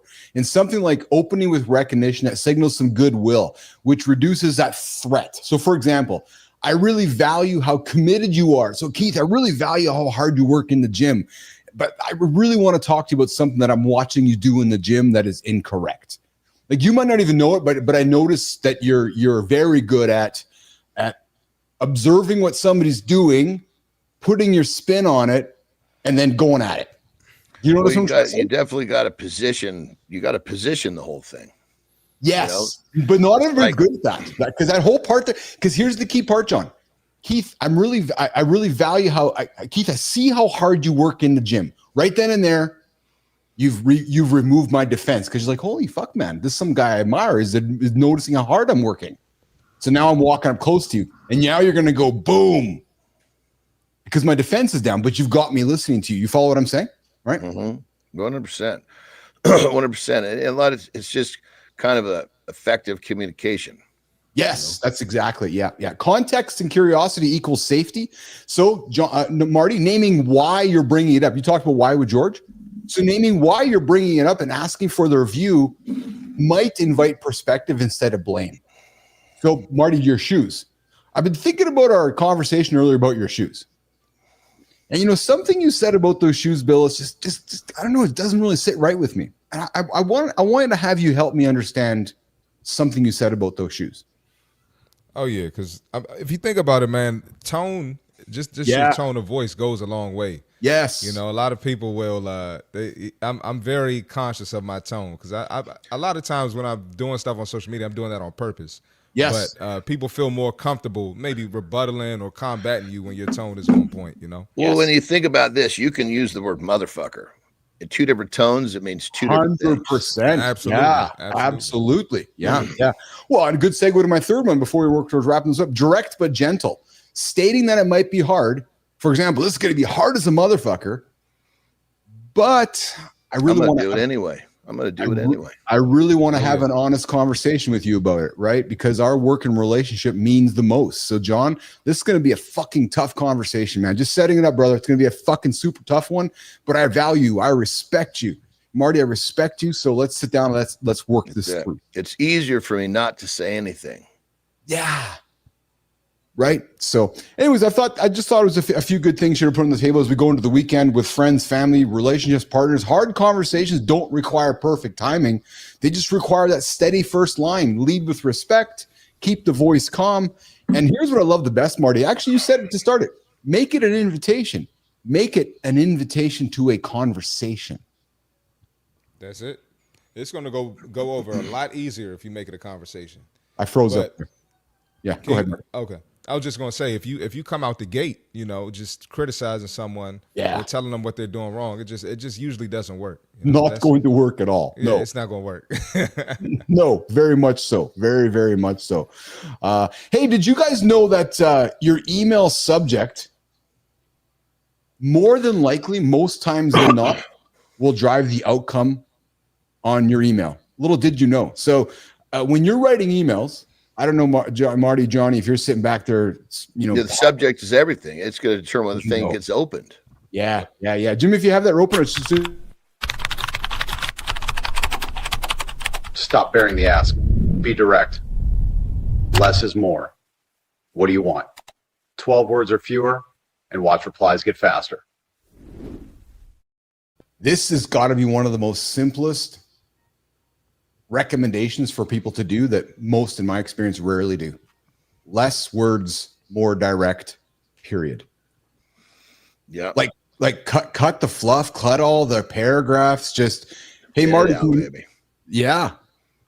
subject, can we talk? Marty, can we meet today at 3:00? I want to talk about my training program, period. Not a whole story about what I did last weekend and what I got coming up this weekend. And do you have some time? No, boom, boom, boom. Get it. There you go. And I know it sounds obvious, but man, I'm telling you, Marty, Johnny, it's not obvious to everybody at all, actually. Yeah, I was just going to say, think about checking your email on a busy day. You're like, let me get through this message real quick. Yes. And if it's a whole bunch of fluff in the first 3 sentences, you're probably going to exit out or delete it. Yes. At least for me, that's what I do. I'm sure Johnny does it too, because Johnny doesn't bullshit. Well, yeah, I mean, if there's some big paragraph, it's I'm going to sit through. It's because it's someone I really have interest in. Well, and that's funny you said, John, because there's our brain uses visual cues. If you send me an email that looks like this, I'm not interested in it. I'm like, no, I'm just tuning it out.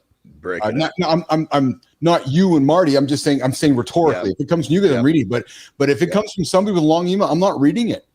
I'll never forget what Mark Cuban says, because he's like, you guys can email me. I respond to my emails, but no longer than 3 sentences, please. And I saw Cuban's construct. You got to break it up, dude. 100%. Yeah. Who are you? Why are you emailing? What's your ask? What's next? Period. Who are you? What do you offer me? What's next? Period. Like there's no right. So anyways, Johnny, you got to get the train here, brother. That's it. Yeah. It's gonna be a good day. I could tell. I could absolutely tell. Marty, what are you doing next, brother? I got some more clients. I think I'm gonna get some legs, and I need to hit a little bit of shoulders. My shoulder's getting better, Johnny. I've been I figured out what it was. I figured out what it was. What's that? You mean your back? We're talking about your lat. Well, I'm in my lat. Yeah, that's affecting my shoulder. Yeah. Yeah. I had been driving a lot more when I was a general manager. Man, I drive with my left hand. Isn't that crazy, dude? And I ain't driving no more. So it's getting better. So ridiculous that we're having this conversation, because he says, isn't that nuts, dude? Just a little bit of review. What's different? And you start going down a list, and God damn it, there's a few things that when you picked it out in 24 hours. Yeah, like an hour after I got off with you yesterday, I was like, that's what it is. I figured it out. Yeah. So I just been driving with the right hand a little bit more, and just, being more conscious of that. That's it. That's cool, brother. And the crazy thing is you just solved that problem. Most people would be going to a chiropractor for fucking years. Yeah, I can't do push-ups. My shoulder. Yeah, it's because they're so accustomed to Band-Aids. Yep. Let's just try to make this pain go away. Let's do that too. Well, let's figure out what's causing it, and let's cut that fucker off at the root. Agreed. When you guys get outside today and you look up in the orbit, you might see a second moon. Yeah, there's a second moon orbiting Earth for the next 50 some odd years. So if you're wondering when you look up today, what the hell that is, as you're walking out of the lab this morning, you can say, oh, the handsome chief told me there's a second moon circling orbit. hey guys, I'm just out here offering you shit to think about. There you go. Second orbit. Yeah, Astronomers confirmed a new quasi-moon orbiting Earth, designated 2025 P97. It's measuring almost 40 meters wide, and it's going to hang out with us until 2083. So we actually have 2 moons, you guys. Yeah, look at that. Who knew? If I see a second moon, I don't think I'm going to think about Keith. That won't be the first thing I think about. Well, it depends whose moon you're seeing, Marty. Oh, God. John, what's up? Maybe it's Friday. Maybe that's what it is. No, actually, this is every day. Well, Global, is this the R-rated part of the show? I don't know. I think the whole show is sometimes R-rated and sometimes just ridiculous. R for ridiculous would be it. Yeah, that's exactly. Hey, quickly though, researchers at the University of Galloway have discovered how bowel cancer suppresses the immune system through a newly identified mechanism. There's some new ways to treat bowel cancer.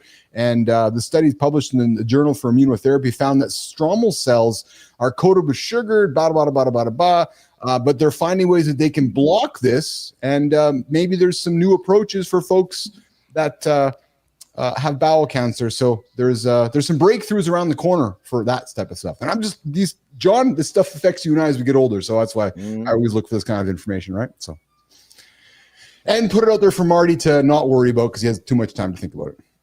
That's it. Yeah. Thanks. Okay, you guys get the hell out of here. I appreciate both you guys. Have yourself a my brothers. Yes, you too. Have a good one, man. See y'all Monday. All right, we'll see you guys later. All right, Jimmy, let's walk the boys out of here. Good morning, everybody. You're hanging out with the handsome chief. That's all that's left here. My friends have gone. Yes. But I do have Jimmy, Melissa, and Rahima left. Yeah, true story. All right. Okay, so let's just see what we have not gotten into yet here today. We got to the NBA gambling topic. Time. I figured I'd have this conversation with John and Marty, but I'm going to have it with you guys as well. Time. You guys notice how time goes? Hey, good time. You know, because we've had this conversation. Rahima, what are you eyeing over? A 2025 study from Cambridge's Center for Aging and Neuroscience found that time feels faster with age because older brains, like yours, good time, record fewer distinct moments. Oh, so think about this. Think about this, guys. Remember Alfred Hitchcock's "Bang, You're Dead" clip? Well, so researchers scanned. Oh, you want to see a third moon, Rahima?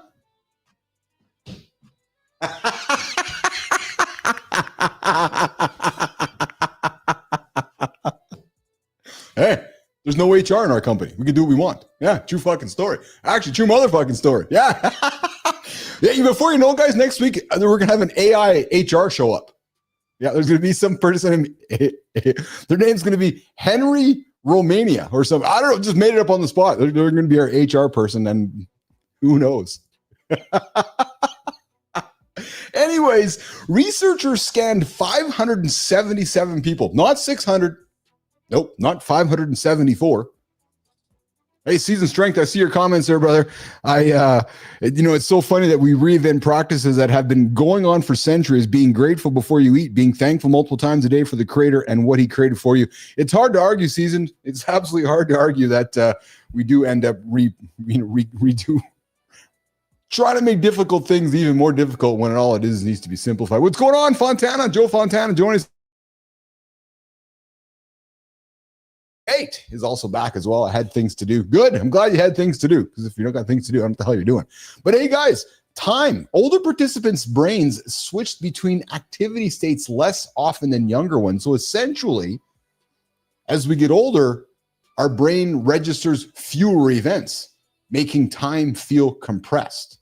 So what's the science behind this? Hey, Fontana, if you wonder why time goes faster as we age, well, I'm talking about the science of it right now. The slowdown is linked to neural de-differentiation, where brain regions become less specialized over time. As experiences blend together, our sense of time blurs. And I think to my friends that are equally as young as I am, we can kind of get a sense of this, right? And I'm sure Petro can even comment on this as well, that, it just seems like time just blurs, because the experiences blur, when in reality, our sense of time is blurring. So what are psychologists saying? Psychologists are saying that each passing year feels shorter because it's a smaller fraction of our life. Think about that, you guys. Think about this. This is fascinating to me. 20% of a 5-year-old's life, but only 2% of a 50-year-old's life.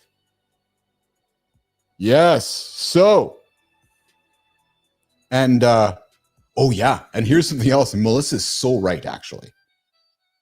Actually, I'm going to say something. I did not realize this would have been the outcome of this live show. But Melissa, Jimmy, holy fuck, does time go fast. Like with this live show, it is like a light on a clock in your life. Like Good Time, for example, I feel like I'm just talking to you yesterday. Like I feel like I just met you yesterday, Good Time, yet it's been, 18 months, 24 months? Like it's incredible how quick time moves by being in this business. And I know I'm being somewhat repetitive, but it's, I've said before, I've known some folks that have worked in this industry and they get burned out. I can see why, because it's a nonstop.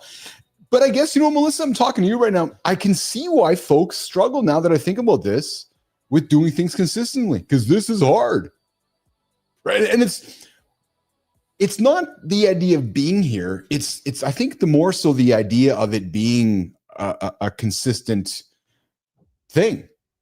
And I think often and George talked about it, when the payoff doesn't happen immediately, we don't chase it.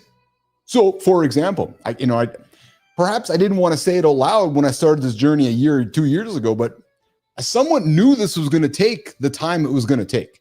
But I didn't want to say it out loud to Melissa or Jimmy or Lauren or my family, because it was like, yeah, hey guys, we're going to do this for 3 fucking years and it's going to have no payoff, but it's going to pay off. Y'all would have looked at me like I was fucking nuts. All of our brains would have been like, huh? Why are we doing that? It's true. That's all it all would have worked. Hence the power of moving to create the momentum, knowing the direction you're heading. And now when I look around the world around me and look at the business we built, the platform we built, and look to 2026, it's like, bam. Like it's the future so clear, right? Where we're heading with live conversations, where we're heading with live content, as the world is shifting to more to live engagement. We've got a big conversation coming on Monday about what Alex Hormozzi is talking about, the future with live, and we're leading live. But dudes, if I would have said to you 2 years ago, hey guys, so we're getting after for the next 2.5, 3 years before the fucking needle even moves, y'all would have said, you're fucking nuts. And I would have said, yeah, I'm fucking nuts. My family would have looked at me like, what? It comes back to this. And Melissa's named it right here. It comes back to one simple thing. Interest. I fucking love this. You have to enjoy the process. If you enjoy the process, time's feeling fast. A Good Time, yeah. So I always remember getting banned way back then. Yeah, I'm with you, Good Time. Hey, Good Time, refresh your memory again. Where are you joining us from again? I always forget where you're joining us from this morning. But I think it's just a good example of how time moves fast. You enjoy the process, time's going to move fast. But hey, as George said, you're going to enjoy it. Yeah, and it's funny. You're right, Melissa. 2 years ago, people would have said we're crazy. Now they'll start coming to us for advice. It's true. The folks that are thinking about starting a podcast or starting a live show today, we get a little bit of experience under our belt. Yep, that's a true story. Okay. Yes, Connecticut. I knew it. Connecticut. Not that I knew it, but I was, Connecticut. I love Connecticut. I've been to Connecticut once. Yeah. In a black car. Good time. Yep. Before Uber, I had a meeting in Connecticut. It was, it was pharma. A couple big pharma companies landed in Jersey, I believe it was. And we got into a black car and we drove to Connecticut. Yeah, there's my story. And I'm sticking to it. Okay, so we got to the time study. We got to the, so here's an example of enjoying the process. So yesterday, after the show, I was so excited. Why? Because I had 12 hours of work to do. And those of you that are like, really? Like, yeah. The show ended at 9 yesterday morning, 10 Eastern time. And I had a Jets game on last night, so I had some wonderful content to observe while the game was on and working. And I was like, oh yeah, I get to do what I love, build this business. That was my day. So, all right, we got John Petricelli hanging over, waiting in the green room, rocking the Resistance band. It seems like we're going to bring him up in a couple of moments. Hey, Jimmy, do we want to run the community corner segment, or do we want to run? Do we want to bring in Petro's points? What are you thinking there, producer Jimmy? You make the decision, Jimmy. I'm not making the fucking decision. You make the decision. You tell what we're doing, and I'll just follow your lead. I'll just be the pretty face this morning. Yeah, I was going to be the pretty face. I like being the pretty face every now and then. So, Jim, you. All right, folks, it's time for our favorite truth dropper, the man who makes science sound cooler than protein powder.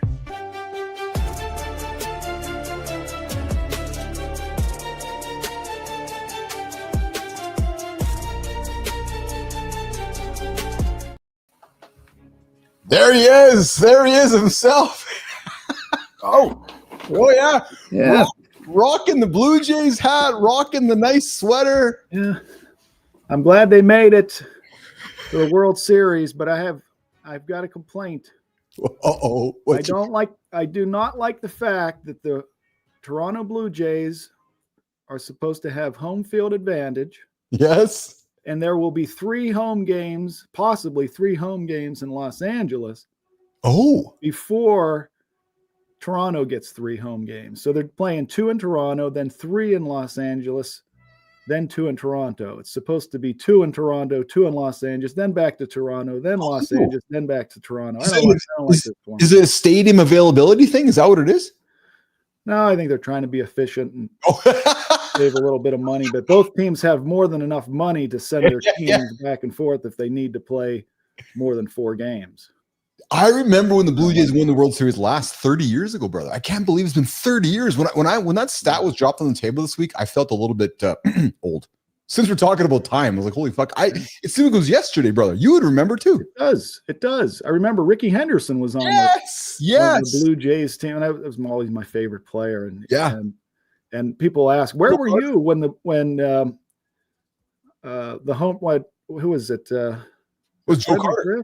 It was Joe Carter. Joe Carter hit the home run, and everyone says, "Where were you when Joe Carter hit the home run?" Absolutely. Ricky Henderson said, "I was on second base." Yeah. Well, so here's a game of time. So that was the era, like when OJ was getting arrested, the Blue Jays were winning. Like we're talking like craziness, right? Actually, maybe it was. I got to crack some humor here. Maybe with some of the policies coming out of our current administration, we are 30 years in the past. Yeah, I guess you can think of it that way. But I'm okay with it. Hey, listen, we got a pretty important question for you. And it's coming from Good. See you later, Chic Bait. Enjoy your day at work. Don't work too hard. I've got a pretty important question from Good Time. Charlie says, who teaches his class when he's here? Who teaches my class? Yeah. When I'm there. Yeah. I don't have class on Friday. I have class on Tuesdays and Thursdays. Oh, right. Good Time. He's a tenured professor. He just works a couple of days in his life. That's it. He's like, oh, yeah, I've done all that shit already. Yeah, I'm in the classroom. You won't see me at 9 o'clock Tuesday, Thursday, and 2 o'clock Tuesday, Thursday. I won't be here. But Fridays, I'm available. I love it. How was your run this morning? Excellent. Was excellent. it? And I did feel that. Yeah. When it's over, I feel great. Like as it's even the last mile is like the best one. You know, I'm flying in that last. I feel like I'm flying in that last mile because I know I'm getting closer to my coffee and I'm almost finished. So I did a 50-minute walk warm up, and then I did like a 20-minute run, and then my goal was to do 30 minutes, and I needed to get to 30. So I did what I disliked even more, Petro. After my 20, I did 10 minutes of HIIT. So I was like, all right, I guess if I'm really going to enjoy myself, I'm going to go and earn it. So I turned the treadmill up, and I kept telling myself, I get to do this. And then when I was done, I'm serious. I was thinking about you, man. I was like, okay, I'm going to have some fun with Petro later today because we both don't like doing this right now, but I'm doing this and I'm getting after it. But then when I was done, I was like, yeah. You know what I mean? Like, yeah. Yes. That feeling, right? Yeah. But you know what I've been leaning into is actually something that led to a Nobel Prize for Daniel Kahneman. It's called prospect theory. Oh, tell me. Prospect theory basically says, you know, if you let's say you find $20, you know, you're walking along, you find $20, and you know, most people are happy. It's a little bit of elation. Oh, I found $20, right? Yeah. Well, relative to when you lose $20, you know, like, man, I washed these jeans, and I knew had a $20 bill in these jeans, and I can't find it now. And so the extremity of the disappointment and the irritation tends to be more extreme than the same gain, and the enjoyment and the happiness, right? Yes. So people hate losses more than they like the same amount, the absolute value. Yeah. So I lean into that with my exercise and say, how much guilt am I going to feel, and how much regret am I going to feel if I skip this today? Yes. Yeah. And I really hate that feeling. So I try to anticipate that, and that keeps me going. And maybe that's a little whacked out in terms of I get you. Using as motivation, but it is typically people experience more extreme negative responses. And again, that's been a major insight in sort of behavioral economics and led to a Nobel Prize. So must be onto something. Well, maybe I would win a Nobel Prize. There was a few times during my Vegas gambling years, Petro, where I would wake up the next morning or a few months later, and dig into one of the jackets that I was wearing and find some chips. Hey, I got a few $1,000s in my pocket that I didn't know I had. Well, yeah, it's funny you mentioned that, though, Keith. Let me ask you, if you had this poker hand, what do you have? What do you got with your poker hand here? Oh, I'm looking there. What do I got there? I got a looks like I got a flush, don't I? No, I don't got a flush. I got a pair of fives. I'm looking for, I see the pair of fives, but I was looking for more, but I got a pair of fives. That's it. You got a pair of fives, right? Yeah. Do you see anything wrong with the hand? Well, it's funny because I'm looking hard at it because I'm thinking you're going to trick me with this, but I see the pair of fives. Yeah. No, I don't right now. No. You don't see the problem. Actually, I do. Yeah, I do. I see a 3 black heart. Exactly. Yes. I'd be surprised how long it takes people to find that error. Interesting. The heart should be red, right? Yes. But our expectations shape our experience, and they also lead to selective attention. So most people never mention it. Maybe they come back to it the 5th or 6th time, and they're like, "Wait, I think I see something strange here," and they can't even really put their finger on it, and it's staring you right in the face, right? It's right there. Yes. So now we know with selective attention, selective perception. Yeah. Again, it shapes experience, and I really love that you opened today with the crazy stuff going on with sports betting. What did you think of that, man? So let's talk. What did you think about that? Well, I think it's been in our face. 100%. Like that, staring us in the face for a very long time. There were 2 basketball games last night, for instance, and I just keep track of consensus betting. Where are people usually putting their money in? And I kind of track, what's going on. And there are a lot of websites that'll show you that yesterday, the large majority, over 60%, a lot of websites were showing that the consensus was betting under for the totals for both of those games. So you had the Oklahoma City Thunder and the Indiana Pacers. I think the over-under was around 230. Majority was going under. And then you had Denver Nuggets and Golden State Warriors. Most people, again, were going under. I think the over-under was around 230 again, right? Yeah. Now, after both games, after 4 quarters, both of the games were under the total, right? But the Thunder and Pacers went to double overtime. Oh. And the Nuggets and Warriors went to overtime as well. And it was well over the over-under. They were over like 250 points, right?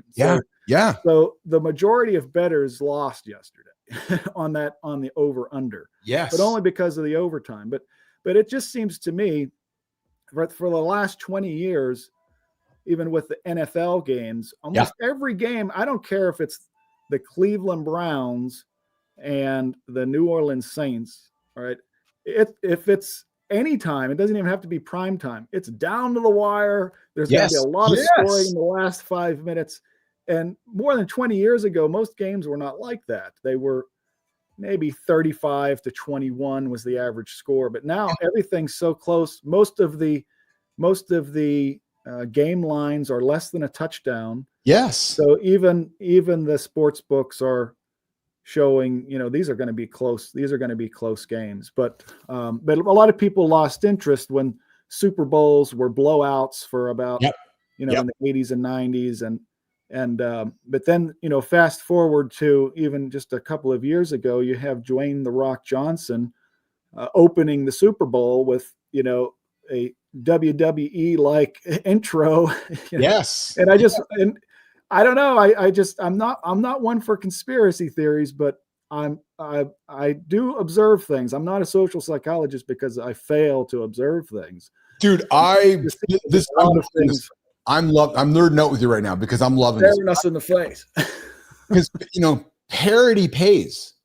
Hear me clearly. Parody pays, right? And when you have parody, you can make money off parody because a little bit here, a little bit there. Blowouts don't pay, but parody pays. So, when I saw this news drop yesterday, I was fascinated by it because what makes me start asking is, to your point, it's been in our face.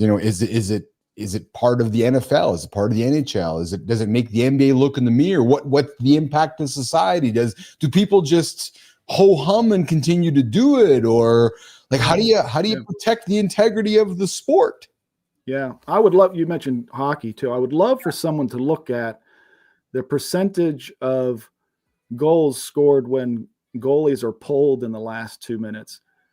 They've been doing that for decades, right? Yeah. But for whatever reason, the last 5 years, it's almost a sure thing that teams are going to score. Not a sure thing, but it's probably. I'm looking at it. I'm guessing it's at least 40% of the time, which is would be much greater.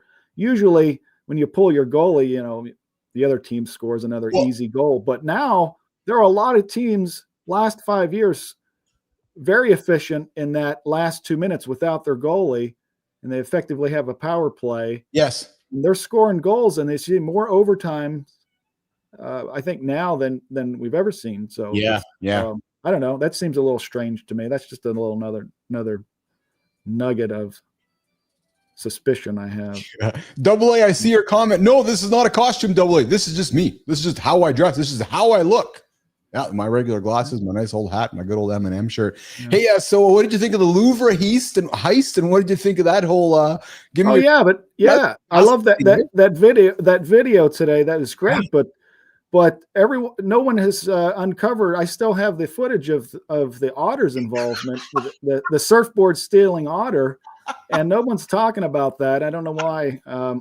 He seems to have gotten off scot-free. Oh, I love it. And then how about George Haymaker dropping nuggets this morning, brother? I love that. That was fantastic. I thought that was I wanted to say that's the highlight of the week. Me too. I agree. That conversation. I really think, he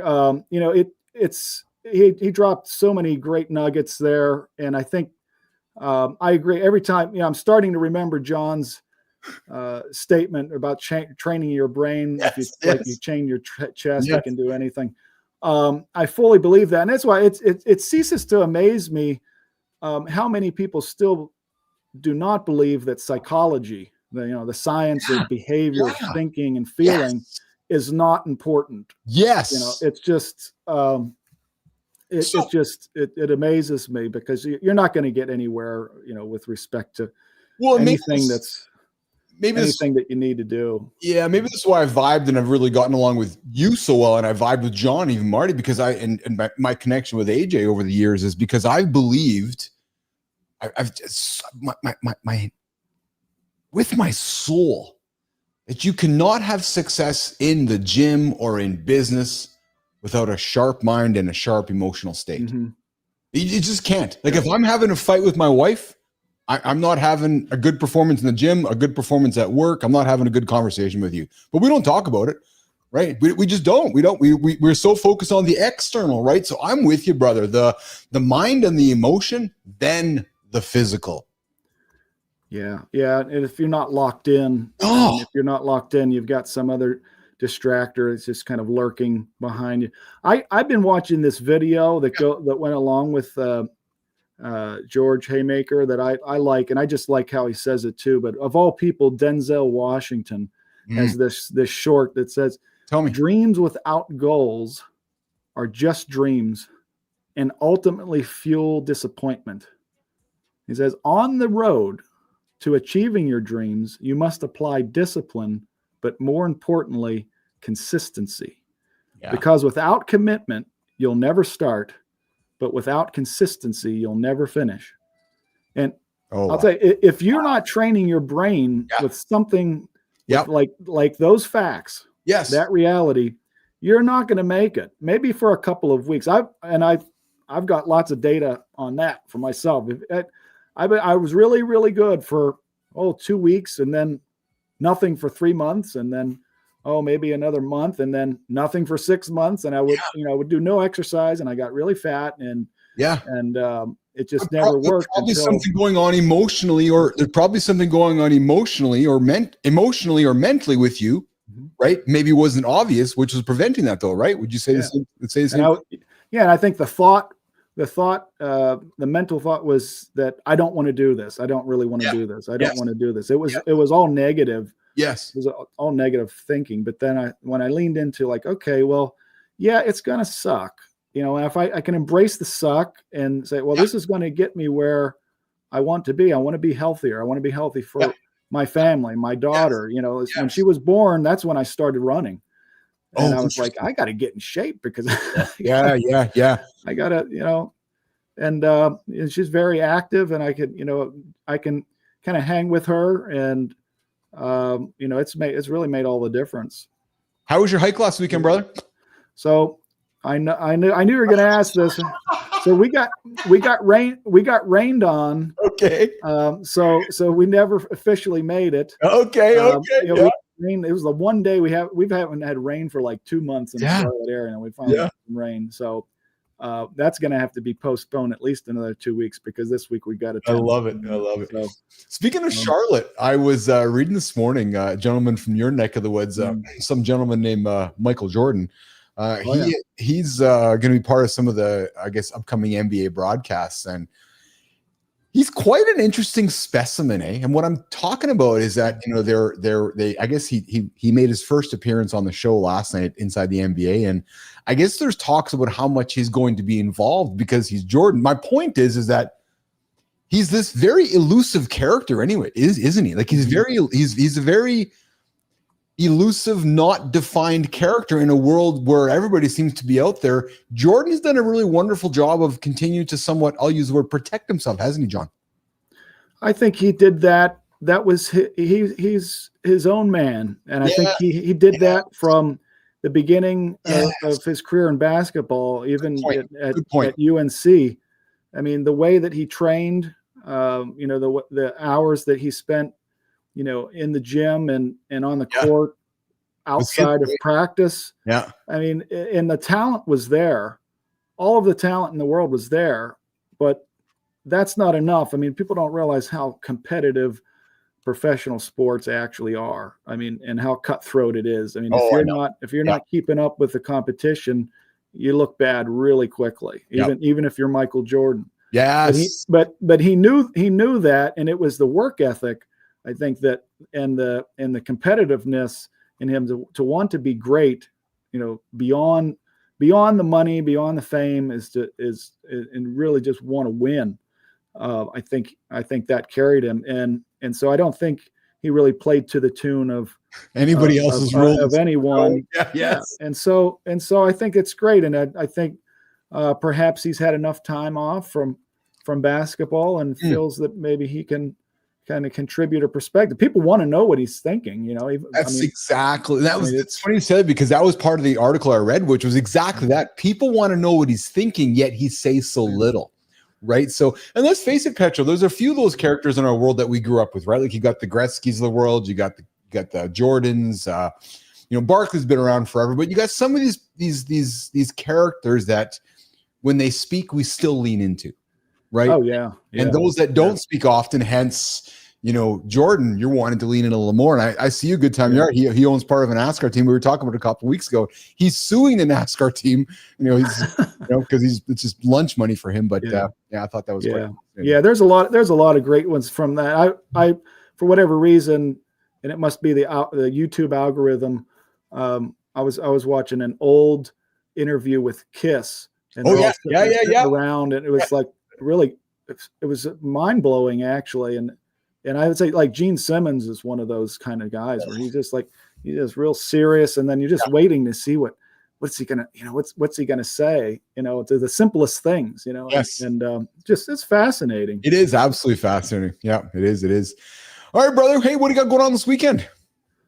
Oh, that's just the big tennis tournament this weekend. That's nice. a big commitment. Yeah, full-time tennis. Yep. So we'll see how we do. And I got a date night with my wife. We're going to Jets game tonight. The Jets playing Calgary tonight. Oh, right. Last night to Seattle. So we're gonna go watch the Winnipeg Jets play the Calgary Flames here in Winnipeg. I'm looking forward to that. It's always nice. That'll be fun. You need to get one of those drone blimps to have a banner. Yes, for mornings in the lab. You could throw one of those. Try to get one of those in there. You know what? Watch later today. Here's what I'm going to do. I'm going to go take some. That's a great idea. I'll take some footage tonight from the arena, and we'll get a drone flying around there with the mothers. Mornings in the lab. That's awesome. Really good suggestion. Good suggestion. Okay. Well, listen. I think I'm kicking you out of here. Are fun, and they're unpredictable, and they are and I look forward to them because I'm like, okay, as the week goes on, I'm thinking about shit we're going to talk about, and I'm fascinated by social psychology and social science. So the fact that you're an expert in it is brilliant. And I'm working on some better did you know shit for next week, and some better, hey, how about some of the fucking stupid dumb shit awards, man? Week. I love it. Hey, can I give you a quick maybe you already know this, just please. Perhaps a quick tip on this. There's a great book by Seth Stevens Davidowitz called Everybody Lies. Okay. And I'm just catching up with this right now, and I'm just fascinated. He's built his entire career on big data, and particularly the use of Google Trends. Oh. And then another place is X Spaces. Oh. Which will reveal to you, so if you ask people, well, what do they want to know? What do they want to talk about? They only give you partial truths. If you really want to know what people are thinking about and what they want to know about, check out Google Trends. That'll show you what people are searching per region, how frequently. And X Spaces has basically a lot of live conversations. You can go in, but you can look through the topics and see like, well, what are the trending topics people want to talk about? Well, it's interesting to say because we actually I actually do use Google Trends to help with our topic selection. So we didn't get to it today, but folks want to talk about piss. Like men and hydration and piss. So that was on the topic. Our cannabis conversation last week was one from that, and we got one coming up on Monday about cannabis as well, helping back pain. But yeah, I thank you for that recommendation and that tip. So I certainly I figured you were forward thinker. It's helpful. It's absolutely helpful. Yes, absolutely helpful. So yeah. All right, man. Well, listen. Lots of love from me to you. Have a lot of wonderful fun being the tennis dad this weekend. Our resident Dr. Jon Petrocelli, the bullshit detector, every single Friday here on Mornings in the Lab. Appreciate it, brother. All right, Keith, keep it up, man. All right, pal. Take care. Love you too, pal. All right. John's out of here. Oh, I love that. I love Jimmy and Melissa. I fucking love that segment. You know why I love that segment? Because it came together so organically. It just came together so organically. Double A. I am famous. Good time. Yeah. Famous in my own mirror. Do I wear makeup? Ooh, baby. I wear more eyeliner than fucking JD Vance. Oh, yeah. Yeah, true story. 100%. Dr. Jon Petrocelli, every Friday. Petro's Points. One of my favorite segments we drop here in the lab every Friday. We're going to keep making it better for you guys. If anything, make it better for me because I'm thoroughly enjoying it. I don't like how fast time goes when Petro's on the show. It goes really fast. Melissa, I see your comments there. It's just because you know what it is for me, guys. It's just something about me. The idea of the social science, the psychology of it, why we are how we are, and why humans do things we do. It's just all really fascinating to me. No orange makeup, good time. No, I left that over there. No, actually, all the orange makeup and all the orange hair dye, good time, has been sold to some dude in the States. Yeah, there's some guy in the States who bought them all. You guys might know him. Yeah, true story. He might just know them all. Oh, what's this? Them, small face, JD Vans, mems. I'm with you, Double A. Yeah, I'm with you. Hey, Double A, if you're not on Sora, I invite you guys to go to Sora. Hey, I updated my head on Sora. And to those of you just jumping in here, no, I didn't say something about me and head. I said I updated my head. So if you want to take my head and play with it, like, just put my head and use it, play with it and massage it and juggle it. And Charlie's right, just the tip of my head. You can do that. So find me on Sora, find Keith Mornings or Mornings in the Lab on Sora, and my head is freely available, just the tip to be used. So Double A, if you want to make some JD Vance memes with my head, with makeup on Sora, you have my permission to do just that. KB looks great on the soap operas. Yes. Looks a little like Bo. Oh, hey, do you guys remember Bo from Days of Our Lives? Oh, fuck. Are we going to go? Hey, Neiman, did you go up with Days of Our Lives? Oh, man. We could do. I bet you Anderson fucking knows about Days of Our Lives and Young and the Restless and all that shit. Guys, we need to talk about soaps. I don't think guys are talking about soaps. We're going to talk about soaps coming up in the... Yeah, see, I knew you did, Neiman. I fucking knew you did. I knew it. I think Petrocelli privately watched soaps too. I suspect he did. Yeah. Well, because he knows about Bo, and I wonder if Good Time, are you a soap watcher too? Do you guys remember when Wayne Gretzky showed up in the soaps? Remember, he was like, I want to be an actor, and he was yeah. So it's funny, Double A. You're right, man. I cannot disagree with your comment there. Yep. JD laughs at others, but arrests you for making fun of him. Not a free dude. I will not argue with you there at all. Nope, not at all. And it's funny because I get to stand here in Canada and point at all my friends around the world and just do what I want to do. But yeah. You're free to say what you want unless they don't like it. Because if I don't like it, I'm going to arrest you. Oh, okay, great, good story. Yeah, good time when I was home from school sick. Yes, exactly. And oh yeah, Big Luke and Laura. Fan. Oh, you know who I was a big fan of? Girls ears down, boys ears up. What was her name? Billy. Oh, baby. I fucking loved Billy. Like the good Billy, though. Remember Billy, you guys? Remember good time? John, Billy? But it was Krista Allen Billy. Oh, baby. Smoke show. Woo! Holy smokers. All right. So somebody tell me we got to get the show going here. We got to do Community Corner. I'm just thinking about Billy. Just okay, Jimmy, you win. Let's go. Hey, Maya, do we have some What if getting lucky has less to do with chance and more to do with how you show up? And no, fellas, I'm not talking about the naughty kind of getting lucky. That said, you could use today's tips either way. It's time for the Community Corner, where we connect YouTube, LinkedIn, and Substack on Mornings in the Lab. Today, we're talking about quitting the digital drag, engineering luck, and fueling your body the right way. Keith, let's hear it.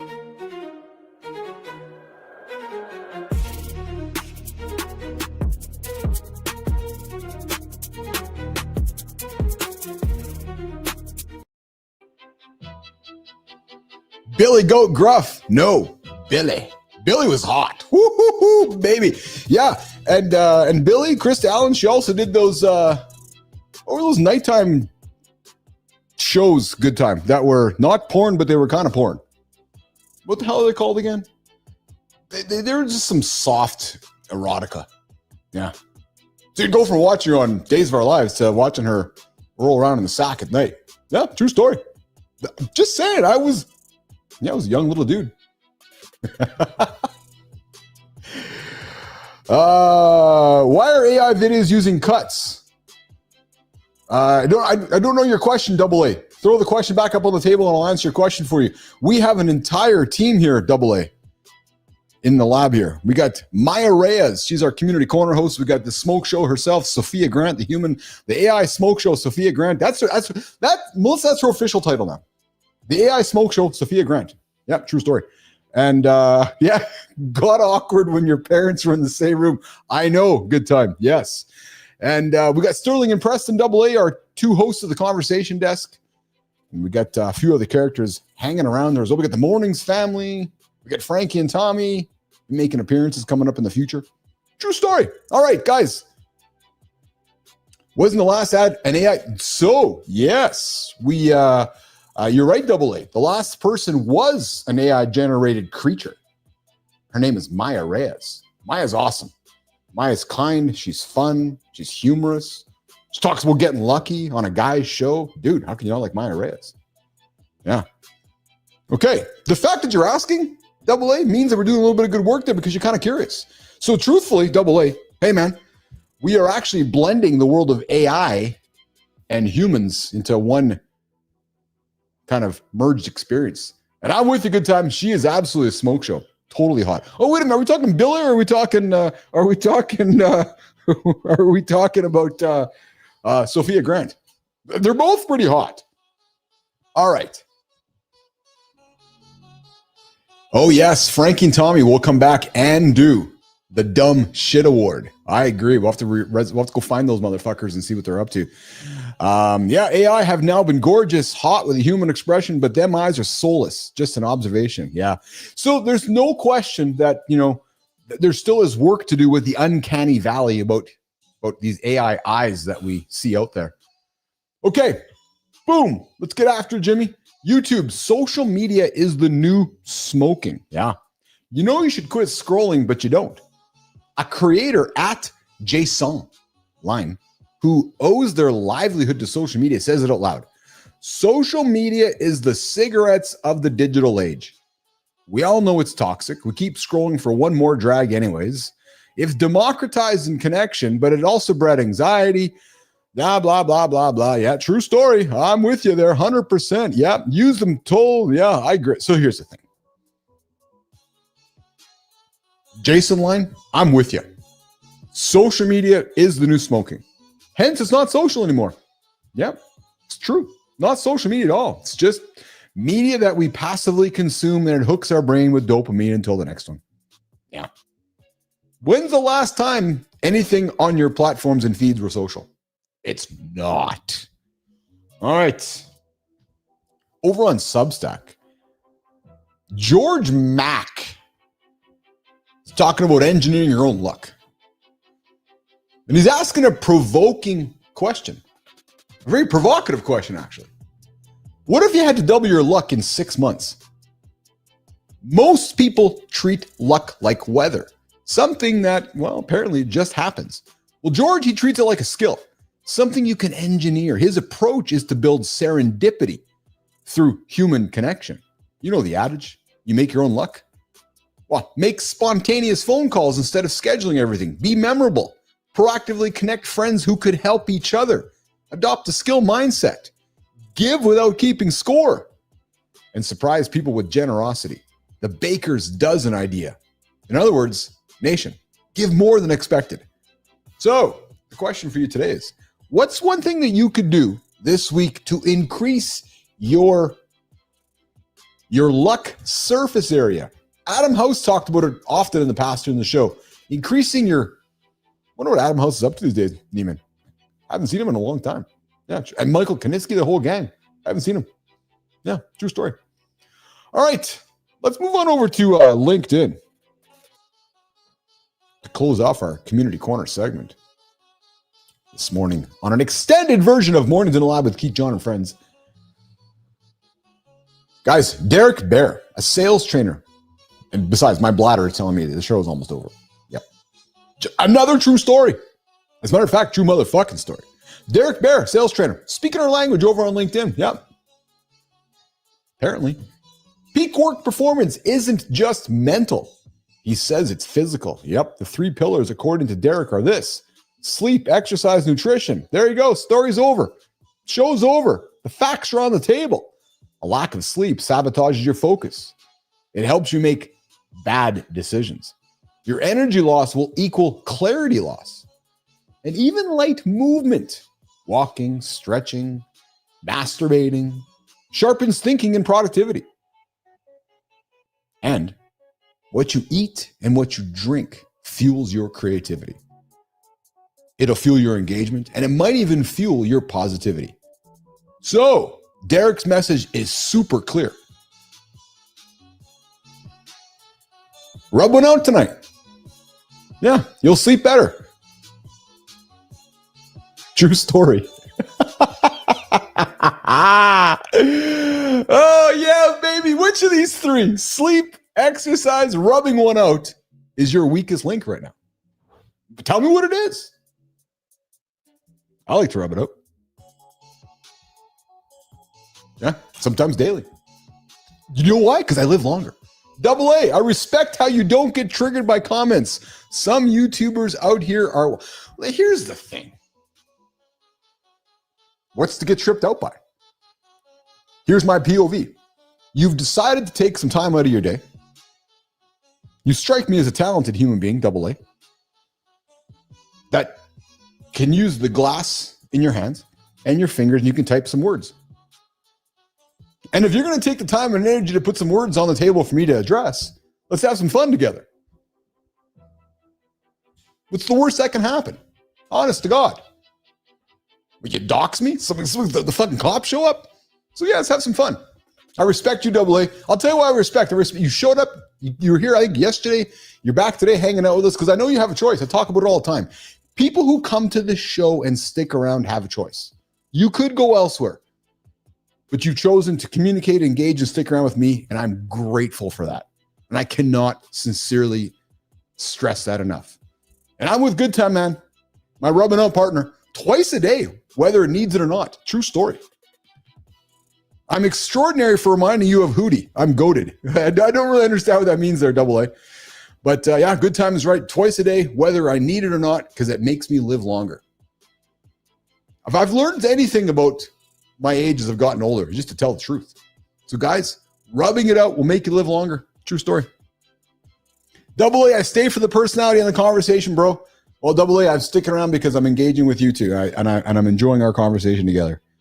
Okay, so this is part of the show where I often forget that I have an outro to do. Yeah, which means that I got some words to say as we walk ourselves out of here because we're back in the lab tomorrow. No, not tomorrow. No, Jimmy's like, what do you mean tomorrow? I thought we had the weekend off. Yeah, well, we do. Hootie and the Blowfish. I know. Double A. It's funny, man. Double A. I was driving my daughter to dance last night, and I told her our story. I said, hey, I got a song in my head all day. She goes, which one? I go, hold my hand. She looked at me like, who the fuck are you? I go, yeah, right. You're 14. You don't know who the Blowfish is. Yeah. Oh, no outro. No outro from the director of Word. Oh, no words.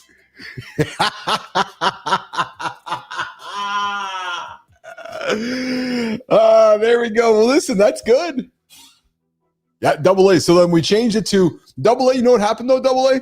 Is that we quickly moved from Pink Pony Club to... I'm sorry, we quickly moved from Hootie and the Blowfish to Pink Pony Club. That's just how it happened. Yeah. Pink Pony Club. I'm going to put that song in you right now. It's for everybody. Okay, so it's this point that it's clear that I am just rambling. So if I was coaching people who are hosting a show or starting a show, there comes a point in it all where you're just talking. You're just spitting out the verbs. You're just dropping nuggets along the way. I think it's that point, Double A. You call me a legend? Fuck yeah, I'm a legend. Hey, again, man, anybody who spends enough time on this show knows that self-deprecating humor is a big part of the legendary status. Yeah. All right, Squirrel's got Melissa's brain. No outro today. So what does that mean? That means I'm getting the hell out of here. Good time. I appreciate you, brother. Peace out, guys. Hey, 431. Jimmy, put the phone number up. 431-300-3005. My lines are open all weekend if you guys want to talk, you want to chat. Hey, Ross, what's shaking, brother? I got your text, man. Ross joined us on the show this week, and he sent us a couple texts over on the phone lines, 431-300-3005. I put that number out there. so that you guys can connect. You need somebody to talk to? You're standing in front of the fridge because you're making a bad decision? You may be walking towards a drink you don't want to have? Send me a text. True story, true fucking story. I'll answer it. I'll maybe give you some encouragement to walk towards the fridge. I'll maybe give you some encouragement to get that drink down your belly. Not. So listen, 431-300-3005. The Mornings Lab phone lines are open all weekend. Voicemail, phone, text. The Handsome Chief, Uncle Keith, Keith Billis, the host of Mornings Lab with Keith and Friends, is here for you guys daily. And you know what? Good time's true. He's right. Facts. He sent me a text and we're talking. So have a great weekend, guys. Lots of love from me to all of you. Double A, I appreciate you, man. Never change yourself, Double A. We'll see you on Monday. I'm going to change my buttons so I can get the right exit music before this song ends. And it goes like that. Have a good one, guys. Have a good, safe weekend. We'll see you on Monday.